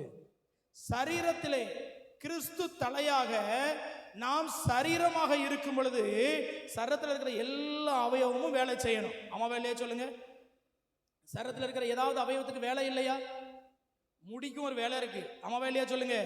முடிக்கு உயிர் கிடையாது, ஆனா அதுக்கு ஒரு வேலை இருக்கா சொல்லுங்க. அம்மாவே இல்லையா? நம்ம முகத்துக்கு அழகு கொடுக்கறது எது? நம்முடைய முடி. அல்லேலூயா. நகம் வெட்டி விடுறோம், இருந்தாலும் அதுலேயும் ஒரு வேலை இருக்கு. அதுவும் நம்ம கைக்கு நினைச்சு ஒரு அழகை கொடுக்குது. சரத்தில் இருக்கிற எல்லா அவயவங்களுக்கும் ஒரு பயன்பாடு இருக்கிறது. மறந்துடாதீங்க, சரத்தில் உள்ள எல்லா அவயவங்களுக்கும் ஒரு பயன்பாடு. அதே போல சபையில நம்ம எல்லாரும் சரீரத்தின் அவயவங்கள் கிறிஸ்து தலையாய் அப்படி என்றால் எல்லாருக்கும் ஒரு பொறுப்பு இருக்குது. அந்த பொறுப்பை நிறைவேற்றுவதற்கு ஒரு வரம் கொடுக்கப்படுகிறது. ஹல்லேலூயா, ஹல்லேலூயா. அல்லேலூயா. நம்ம எல்லாருக்கும் பக்கத்தில் உள்ள உங்க வரம் என்னன்னு உங்களுக்கு தெரியுமா? கேளுங்களா, உங்களுக்கு கொடுக்கப்பட்ட வரம் என்னன்னு உங்களுக்கு தெரியுமா? எல்லாம் புதுசு புதுசா பாச சொல்ற மாதிரி இருக்கு அப்படின்னு சொல்றீங்களா? உங்களுக்கு என்ன வரம் கொடுக்கப்பட்டிருக்குன்னு தெரியலன்னா சபையில நீங்க எப்படி செயல்பட முடியும்? சபையில போதகருக்கு எப்படி நீங்க இணைந்து நிற்க முடியும்? ஒருவருக்கொருவர் எப்படி இசைந்து வேலையை செய்ய முடியும்? அவரவருக்குரிய வரங்கள் தெரிஞ்சிருக்கணும். ஆண்டவர்கிட்ட போய் இன்னைக்கு முழங்கால் போட்டு கேளுங்க, ஆண்டவரே என்னுடைய வாழ்க்கை உன்னதத்தை நோக்கி பயணித்துக் கொண்டிருக்கிற இந்த வாழ்க்கையிலே நான் செயல்படுகிற சரீரத்தின் அவயவமாக இருக்க வேண்டும். அதற்கு நீர் எனக்குள்ளே வைத்திருக்கிற அந்த வரம் என்ன என்பதை புரிந்து கொள்ள எனக்கு உதவி செய்யுங்க ஆண்டவரே. அல்லேலூயா. வரங்கள் அவசியம்தான், ஆனால் வரங்களை காட்டிலும் மேலானது என்ன தெரியுமா? கனி. எல்லாரும் சொல்லுங்க, கனி. அல்லேலூயா. அத்தனை வரங்கள் இருந்தாலும் அன்பு இல்லாவிட்டால் ஒன்றுமில்லை. மோசை குறித்து சொல்லும்போது சொல்றாரு, ஆண்டவர் ஒரு தீர்க்கதரிசிட்ட நான் பேசினா சொப்பனங்களினாலாவது தரிசனங்களினாலாவது பேசுவேன், ஆனா மோசைட்ட நான் அப்படி பேசல, முகமுகமாய் பேசின காரணம் மோசை உண்மை உள்ளவன். மோசை யார் சொல்லுங்க? அப்ப தீர்க்கதரிசன வரத்தை காட்டிலும் மேலானது எது சொல்லுங்க? எது சொல்லுங்க? உண்மை, அன்பு. ஹல்லேலூயா. இன்னைக்கு வரங்கள் இருந்தால் மட்டும் போதாது. பாஸ்டர் அந்த நோட்டீஸ் ரெடி பண்ணி இருந்ததை நான் பார்த்தேன். என் போட்டோ போட்டு பக்கத்தில் அப்படி செயின்லாம் உடைக்கிற மாதிரி இருந்தது. நானும் பக்கத்தில் செயினை கொண்டு வந்து பார்த்தேன், ஏதாவது உடையுதான்னு பார்த்தேன். நல்லா அருமையா ஏஐல போட்டு ஜம்முன்னு வச்சிருக்கிறாங்க. நான் எல்லாருக்கும் அனுப்பி விட்டுட்டேன். பாருங்க என்னை பார்த்து, என்னை எவ்வளோ அழகா ஏஐல இது ரெடி பண்ணியிருக்கிறாங்க அப்படின்னு சொல்லி நான் இது பண்ணேன். எப்படி அந்த போட்டோ கிடைச்சதுன்னு சொல்லி தெரியல. பாஸ் எப்படியும் வாங்கிக்கிட்டாங்க. ரைட், நல்லா இருந்துச்சு. என் பிள்ளைகள்லாம் நிறைய கமெண்ட் கொடுத்தாங்க. என் பிள்ளைகள்லாம் பீகாரில் இருக்கிறாங்க. அங்கேருந்து எப்பா நீங்களாப்பா அப்படின்னு சொல்லி உடனே கமெண்ட் சோதரம் ரொம்ப அழகாக இருந்துச்சு. அல்லேலூயா. எனக்கும் ஆசை தான், சங்கிலெல்லாம் அப்படி உடைச்சி எரியணும்னு சொல்லி ஆசையாக தான் இருக்கு. ஸ்தோத்திரம். அல்லேலூயா. அது என்னன்னா சத்ருவினுடைய கிரியைகளிலிருந்து நீங்கள்லாம் விடுதலை பெறணுங்கிறதுக்காக பாஸ்டர் பாரத்தோடு செய்கிற ஒரு காரியம். உண்மையில் நம்ம சிரித்து பேசிக்கிட்டு இருக்கோம், ஆனால் நமக்குள்ள அநேக கட்டுகள் அவிழ்க்கப்பட்டு கொண்டிருக்கிறது. ஏனென்றால் சத்தியத்தை அறிவீர்கள், சத்தியம் உங்களை, சத்திய ஆவியானவர் செயல்பட்டு உங்களுடைய இருதயங்களில் அநேக விடுதலையின் கிரியைகளை செய்து கொண்டுதான் இருக்கிறார். ஹல்லேலூயா. ஆவியானவர் எங்கேயோ அங்கே விடுதலை உண்டு. ஹல்லேலூயா. அது கர்த்தருடைய கிரியை. கர்த்தர் அசைவாடுகிறார், அவர் அந்த கிரியைகளை செய்கிறார். ஹல்லேலூயா. ஆனால் மறந்துடாதீங்க, கனிகள் அதிக முக்கியம். வரங்களை காட்டிலும் வல்லமை பரிசுத்தத்திற்கு உண்டு. நல்லா தெரிஞ்சுக்கொள்ளுங்க. பரிசுத்தமுள்ள ஒரு மனிதனுக்குள்ள இருக்கிறதான தெய்வீக வல்லமைக்கு ஈடு இணை வேறு எதுவும் கிடையாது. உங்களுடைய பரிசுத்தத்தை காத்துக் கொள்ளுங்கள். ஹல்லேலூயா. ஹல்லேலூயா. உன்னதத்திலிருந்து வருகிற பலன் உங்களுக்கு தேவை. இன்னைக்கு நீங்க கேளுங்க, ஆண்டவரே என்னால் அநேக காரியங்களில் ஜெயமுள்ள வாழ்க்கை வாழ முடியலை. நான் ரட்சிக்கப்பட்டேன், உண்மைதான். அநேக பழைய பாவங்களிலிருந்து பழைய காரியங்களிலிருந்து நான் விடுபட்டேன், உண்மைதான். ஆனால் அதுக்கு அடுத்த நிலைமையிலே நான் உன்னதத்தை நோக்கி போகிற அந்த பிரயாணத்திலே ஆங்காங்கே தட்டு தடிமாறி கொண்டே இருக்கிறேன். ஆண்டவரே எனக்கு பலன் தேவை. ஹல்லேலூயா. எத்தனை பேர் இந்த பலத்தை விரும்புறீங்க? அல்ல தாகமுள்ளவன் மேல் நான் ஜீவ தண்ணீரை நான் ஊற்றுகிறேன் சொல்லி சொல்லியிருக்கிறேன். ஹல்லேலூயா. தாகமுள்ளவர்களே வாங்க, காசுலாம் கொடுக்க வேண்டாம். காசு இல்லாமல் பணம் இல்லாமல் என்கிட்ட வந்து இலவசமாக பருகி கொள்ளுங்கள். நீங்கள் செய்ய வேண்டியதெல்லாம் இருக்கிற இடங்களை மூலம் ஆல்படி ஆண்டவரே அந்த பரிசுத்த ஆவியினால் என்னை நிரம்ப அந்த உன்னதத்தின் பலன் தேவை. நான் உன்னதத்தை நோக்கிங்கிற பிரயாணத்தில் இருக்கிறேன்ப்பா. உன்னதத்திலிருந்து வந்த ஒரு அருணோதயம் ஒரு நாள் என்னை சந்தித்தது. இயேசு கிறிஸ்து ஒரு நாள் என்னை சந்தித்தார். இப்பொழுது நான் வெற்றியாய் வாழ்வதற்கு, ஜெயமாய் வாழ்வதற்கு, கிறிஸ்துவின் சாயலை வெளிப்படுத்துவதற்கு, என்னை பார்க்கிறவர்கள் கிறிஸ்துவை பார்க்கும்படியாக கிறிஸ்துவின் வாசனை என்னிலிருந்து வெளிப்படுவதற்கு எனக்கு அந்த பரிசுத்த ஆவியானுடைய பலன் தேவை. ஹல்லேலூயா. அனுதினமும் ஆவியானவரால் நிரப்பப்பட்ட வாழ்க்கை வாழணும். ஏதோ ஒரு நாள் ஆவியானவர் நிரப்பினாருங்கிறது திருப்தியா இருந்துடாதீங்க. அனுதினமும் ஆவியானவரால் நிரப்பப்பட்ட, அனுதினமும் காலையில ஆண்டவரே எனக்கு பரிசுத்த ஆவியானுடைய பலன் இன்னும் வேண்டும், இன்னும் வேண்டும், இன்னும் வேண்டும். ஒவ்வொரு நாளும் பரிசுத்த ஆவியானவருடைய பலத்தினால நீங்க நிரப்பப்பட்டு இருங்க. அதனால பிசாசன் உங்களுக்கு முன்பதாக கொண்டு வருகிற எல்லா விதமான பாவ சோதனைகளையும் ஆவியின் பலத்தினாலே ஜெயிக்க முடியும். எப்பேற்பட்ட சங்கிலிகளாக இருந்தாலும் சரி. பாருங்க, சிம்சோனை அதை வச்சு இதை வச்சு எப்படி இல்லாம கட்டி பார்த்தாங்க. எல்லாம் ஈஸியா வெறும் சாதாரண நூல் மாதிரி, தீலப்பட்ட நூல் மாதிரி பரிசுத்த ஆவியானுடைய பலன் உங்களுக்குள் இருந்தால் எந்த சத்ருவு கொண்டு வருகிற வஞ்சகங்களும் கண்ணிகளும் உங்களை மேற்கொள்ள முடியவே முடியாது. ஹல்லேலூயா. கர்த்தர் உங்களுக்கு ஜெயத்தை தருகிறவராக இருக்கிறார். ஹல்லேலூயா. ஹல்லேலூயா. அதனால கிறிஸ்துவுக்குள் எங்களை வெற்றி சிறக்க பண்ணி எல்லா இடங்களிலும் அந்த கிறிஸ்துவை அறிகிற அறிவின் வாசனையை வெளிப்படுத்துகிற தேவனுக்கு ஸ்தோத்திரம். உங்கள் மூலமாய் அந்த கிறிஸ்துவாகிய நறுமணம் வெளிப்பட வேண்டும். இயேசுவாகிய வாசனை உங்களிலிருந்து வெளிப்பட வேண்டும். நீங்க வேலை பார்க்குற இடத்துல எல்லா இடத்துலையும் இயேசுவாகிய நறுமணம் வீச வேண்டும் என்று சொல்லி சொன்னால் அந்த ஆவியின் பலன் நமக்கு தேவை. ஹல்லேலூயா, ஹல்லேலூயா. மூன்றாவது ஒரு காரியத்தை நம்ம வேகமாக வாசித்து முடிப்பு, நேரம் ஆயிடுச்சு, இல்லை வேகமாக வாசித்து முடிப்பு. திருப்பிக் கொள்ளுங்க. எபேசியர் 1வது அதிகாரம் 21வது வசனத்தை வாசிங்க. எபேசியர் 1வது அதிகாரம் 21வது வசனம். அவரை உன்னதங்களில் அவர் என்றால் இயேசு கிறிஸ்துவை உன்னதங்களில் தம்முடைய வலது பாரிசத்தில் உட்காரும்படி செய்து, வலது பாரிசத்தில் உட்கார். அவர் இயேசு கிறிஸ்து மரித்தோரிலிருந்து எழுப்பப்பட்ட இயேசு கிறிஸ்து உன்னதங்களிலே பிதாவின் வலது பாரிசத்தில் என்ன செய்கிறாரா? உட்கார்ந்துருக்கிறாரு. அதில் நீங்கள் வீட்டில் போய் நீங்கள் நல்லா முன்னாடி போய் நல்லா வாசிக்க ரொம்ப அருமையாக இருக்கும். அதை சொல்லிட்டு அடுத்து 2வது அதிகாரம் 7வது வசனத்தை சொல்லும்போது என்ன சொல்லுகிறார்? கிறிஸ்து இயேசுவுக்குள் நம்மை அவரோடு கூட எழுப்பி, அந்த கிறிஸ்து இயேசுவுக்குள் நம்மை அவரோட கூட எழுப்பி உன்னதங்களிலே அவரோடு கூட உட்காரவும் செய்தார். அல்லேலூயா. ஏற்கனவே இயேசு சிலுவையிலே என் பாவத்தை சுமந்து தீர்த்தார் என்று சொல்லி விசுவாசிக்கிறவர்கள் இன்னொரு காரியத்தை விசுவாசிக்க வேண்டும். என்னை உன்னதங்களிலே அவரோடு உட்காரவும் செய்தார். அல்லேலூயா. செய்வார்னு சொல்லி போடல, போக போற ஒரு நாள் நமக்காக ஒரு வாசஸ்தலம் ஆயத்தமாக்கப்பட்டிருக்கிறது. ஆனால் இந்த பூமியில் இருக்கும் பொழுதே விசுவாசத்திலே நாம் உன்னதங்களிலே உட்கார்ந்து கொண்டிருக்கிறோம். அல்லேலூயா. அதற்கு அர்த்தம் என்னவென்று சொல்லி சொன்னால் எல்லா துரைத்தனத்திற்கும் அதிகாரத்திற்கும் இம்மையிலும் மறுமையிலும் பேர் பெற்றிருக்கிற எல்லா நாமத்திற்கும் மேலான நாமத்தை பெற்றவராக இயேசு அங்கே உட்கார்ந்திருக்கிறார். சகலமும் அவருடைய பாதங்களுக்கு கீழாக இருக்கிறது. அவர் அருகிலே நாமும் அங்கே உட்கார்ந்து ராஜரிகம் பண்ணி கொண்டிருக்கிறோம். இந்த பூமியிலே ஆண்டவர் ஒரு ராஜரிக வாழ்க்கை நமக்கு தந்திருக்கிறார். உன்னதத்தை நோக்கி பயணிக்கிறவர்களுக்கு முன்பதாக பிசாசு நடுநடுங்கும். பிசாசுடைய கிரியைகள் மேற்கொள்ள முடியாது. நிறைய கிறிஸ்தவங்க தேவனுடைய பிள்ளைகள் வந்து பயந்து போய் பேசுறாங்க. ஐயோ அப்படி ஆகிருமோ, இப்படி ஆகிருமோ, பெரிய சூனியை வச்சிருக்காங்களா, அதை வச்சிருக்க. நீங்களும் நானும் பயப்பட வேண்டிய அவசியம் இல்லை. உன்னதத்தை நோக்கி பயணிக்கிறவர்கள் ஒரு நாளும் பயப்பட வேண்டாம். நான் இதில் உட்கார வச்சுட்டு, நான் இதில் உட்கார்ந்துக்கிட்டு, நான் தைரியமாய் கிறிஸ்துவை நாமத்தினாலே நான் சொல்லுகிறேன், இயேசுவை நாமத்தினால நான் சொல்லுகிறேன். நான் இங்கே உட்கார்ந்து கொண்டு இந்த உலகத்தில் இருக்க அத்தனை விதமான பில்லி சூனியங்களும் மந்திரவாதிகள் என்னை சுற்றிலும் ஆயிரக்கணக்கில் உட்கார்ந்துருந்தாலும் நான் ஜம்முன்னு உட்கார்ந்துருப்பேன். ஒன்றும் செய்ய, ஏன்னா என் சரீரம் தான் இங்கே உட்கார்ந்துருக்கோம். நான் ஆவிக்குள்ளாக கிறிஸ்துவுக்குள் உன்னதங்களிலே நான் உட்கார்ந்து கொண்டிருக்கிறேன். எந்த சத்ருவின் வல்லமை என் அருகிலே வர முடியாது. அதான் உன்னதத்திலே பயணிக்கிறவர்களுக்கு, உன்னதத்தை நோக்கி பயணிக்கிறவர்களுக்கு கர்த்தர் கொடுக்கிற 3வது ஆசீர்வாதம். கண்ணை மூடி நாம் தேவனை நோக்கி பார்ப்போம். முதலாவது, ஒரு நாள் அந்த உன்னதத்திலிருந்து வந்து அருணோதயம் என்னை சந்தித்தது. இந்த ஓட்டத்தை நான் வெற்றியாக ஓடுவதற்கு உன்னதத்திலிருந்து ஒரு பலன் எனக்கு கொடுக்கப்பட்டிருக்கிறது. அது மாத்திரமல்ல, எனக்கு ஒரு நம்பிக்கை தேவன் தந்திருக்கிறார், ஒரு விசுவாசத்தை தேவன் தந்திருக்கிறார்.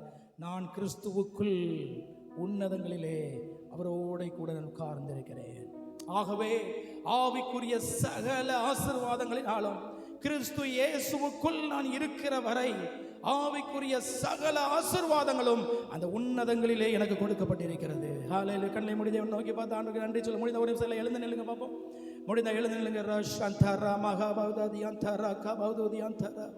முடிந்த எழுந்து நில்லுங்க, எழுந்து நில்லுங்க, எழுந்து நில்லுங்க. ஹல்லேலூயா, ஹல்லேலூயா. ஒருவேளை சில பாவ பழக்க வழக்கம் உங்களால் விட முடியாமல் இருந்தால் நீங்கள் கேளுங்க. ஆண்டவரே, இதனால ஒரு வெளிச்சம் என்னுடைய வாழ்க்கையை சந்திக்கட்டும் ஆண்டவரே. ஹல்லேலூயா. ஏற்கனவே நீங்கள் விடுதலை பெற்றிருக்கிறீங்க. ஆனால் இன்னும் சில காரியங்கள் கிறிஸ்துவின் சாயலுக்கு ஒப்பாய் நீங்கள் ஹல்லேலூயா மாறுவதற்கு தடையாக இருக்குது என்று சொல்லி கேளுங்க. ஆண்டவரே, இந்த உன்னதத்தின் பலத்தினால் என்னை நிரப்புங்க ஆண்டவரே. ஹல்லேலூயா, ஹல்லேலூயா. யாரும் மௌனமாக இருக்க, கொஞ்சம் சத்தமாக வாயில திறந்து பேசுங்க. ஹல்லேலூயா. ஆண்டவரை நோக்கி பார்த்து பேசுங்க. ஆண்டவரே, வழி உன்னதத்தை நோக்கி போகிற வழி ஆண்டவரே. பூமிக்குரிய காரியங்களுக்காக நான் வாழவில்லை ஆண்டவரே. பூமிக்குரிய காரியங்கள் எல்லாவற்றையும் கர்த்தர் பார்த்துக் கொள்வார். ஹல்லேலூயா. சிங்கக்குட்டிகள் தாழ்ச்சி அடைந்த பட்டினியாக இருக்கும். கர்த்தரை தேடுகிறவர்களுக்கு ஒரு நன்மையும் குறையப்படாது. முதலாவது அந்த உன்னதமான தேவனுடைய ராஜ்யத்தினுடைய நீதியை தேடுங்கள், அப்பொழுது இவைகள் எல்லாம் உங்களுக்கு கூட கொடுக்கப்படும். இவைகள் எல்லாம் உங்களுக்கு வேண்டியவைகள் என்று தேவன் அறிந்திருக்கிறார். ஹல்லேலூயா. அந்தந்த நேரங்களில் உங்களுக்கு இந்த பூமிக்குரிய காரியங்களை அவர் சந்திக்க அவர் ஆயத்தமுள்ளவராக இருக்கிறார். என்னுடைய கண்களோ பரத்தை நோக்கி இருக்கிறது, என்னுடைய கண்களோ இயேசுவை நோக்கி இருக்கிறது, என்னுடைய கண்களோ உன்னதத்தை நோக்கி இருக்கிறது. கீழான பாதாளத்தை விட்டு விலகும்படி விவேகிக்கு ஜீவ வழியானது உன்னதத்தை நோக்கும் வழியாகும். கீழான பாதாளத்தை விட்டு விலகும்படி விவேகிக்கு ஜீவ வழியானது உன்னதத்தை நோக்கும் வழி. ஆண்டவரே, என் பாதை உன்னதத்தை நோக்கி போகிற பாதப்பா. என் பாதை உன்னதத்தை நோக்கி போகிற பாதை. ஒரு நாள் பூமிக்குரிய மனுஷன் மாதிரி இந்த பூமியில் நான் வாழ மாட்டேன் ஆண்டவரே. உலகத்துக்குரிய மனுஷனை போல, மண்ணான மனுஷனை போல நான் வாழ மாட்டேன் ஆண்டவரே. நான் கிறிஸ்துவோடு உன்னதங்களில் உட்கார்ந்திருக்கிறேன் என்கிறதான விசுவாசத்தோடு கூட வாழ்வேன் என்று சொல்லி தைரியமாய் சொல்லுவாங்க. எல்லா கரங்களை தட்டி ஆண்டவரை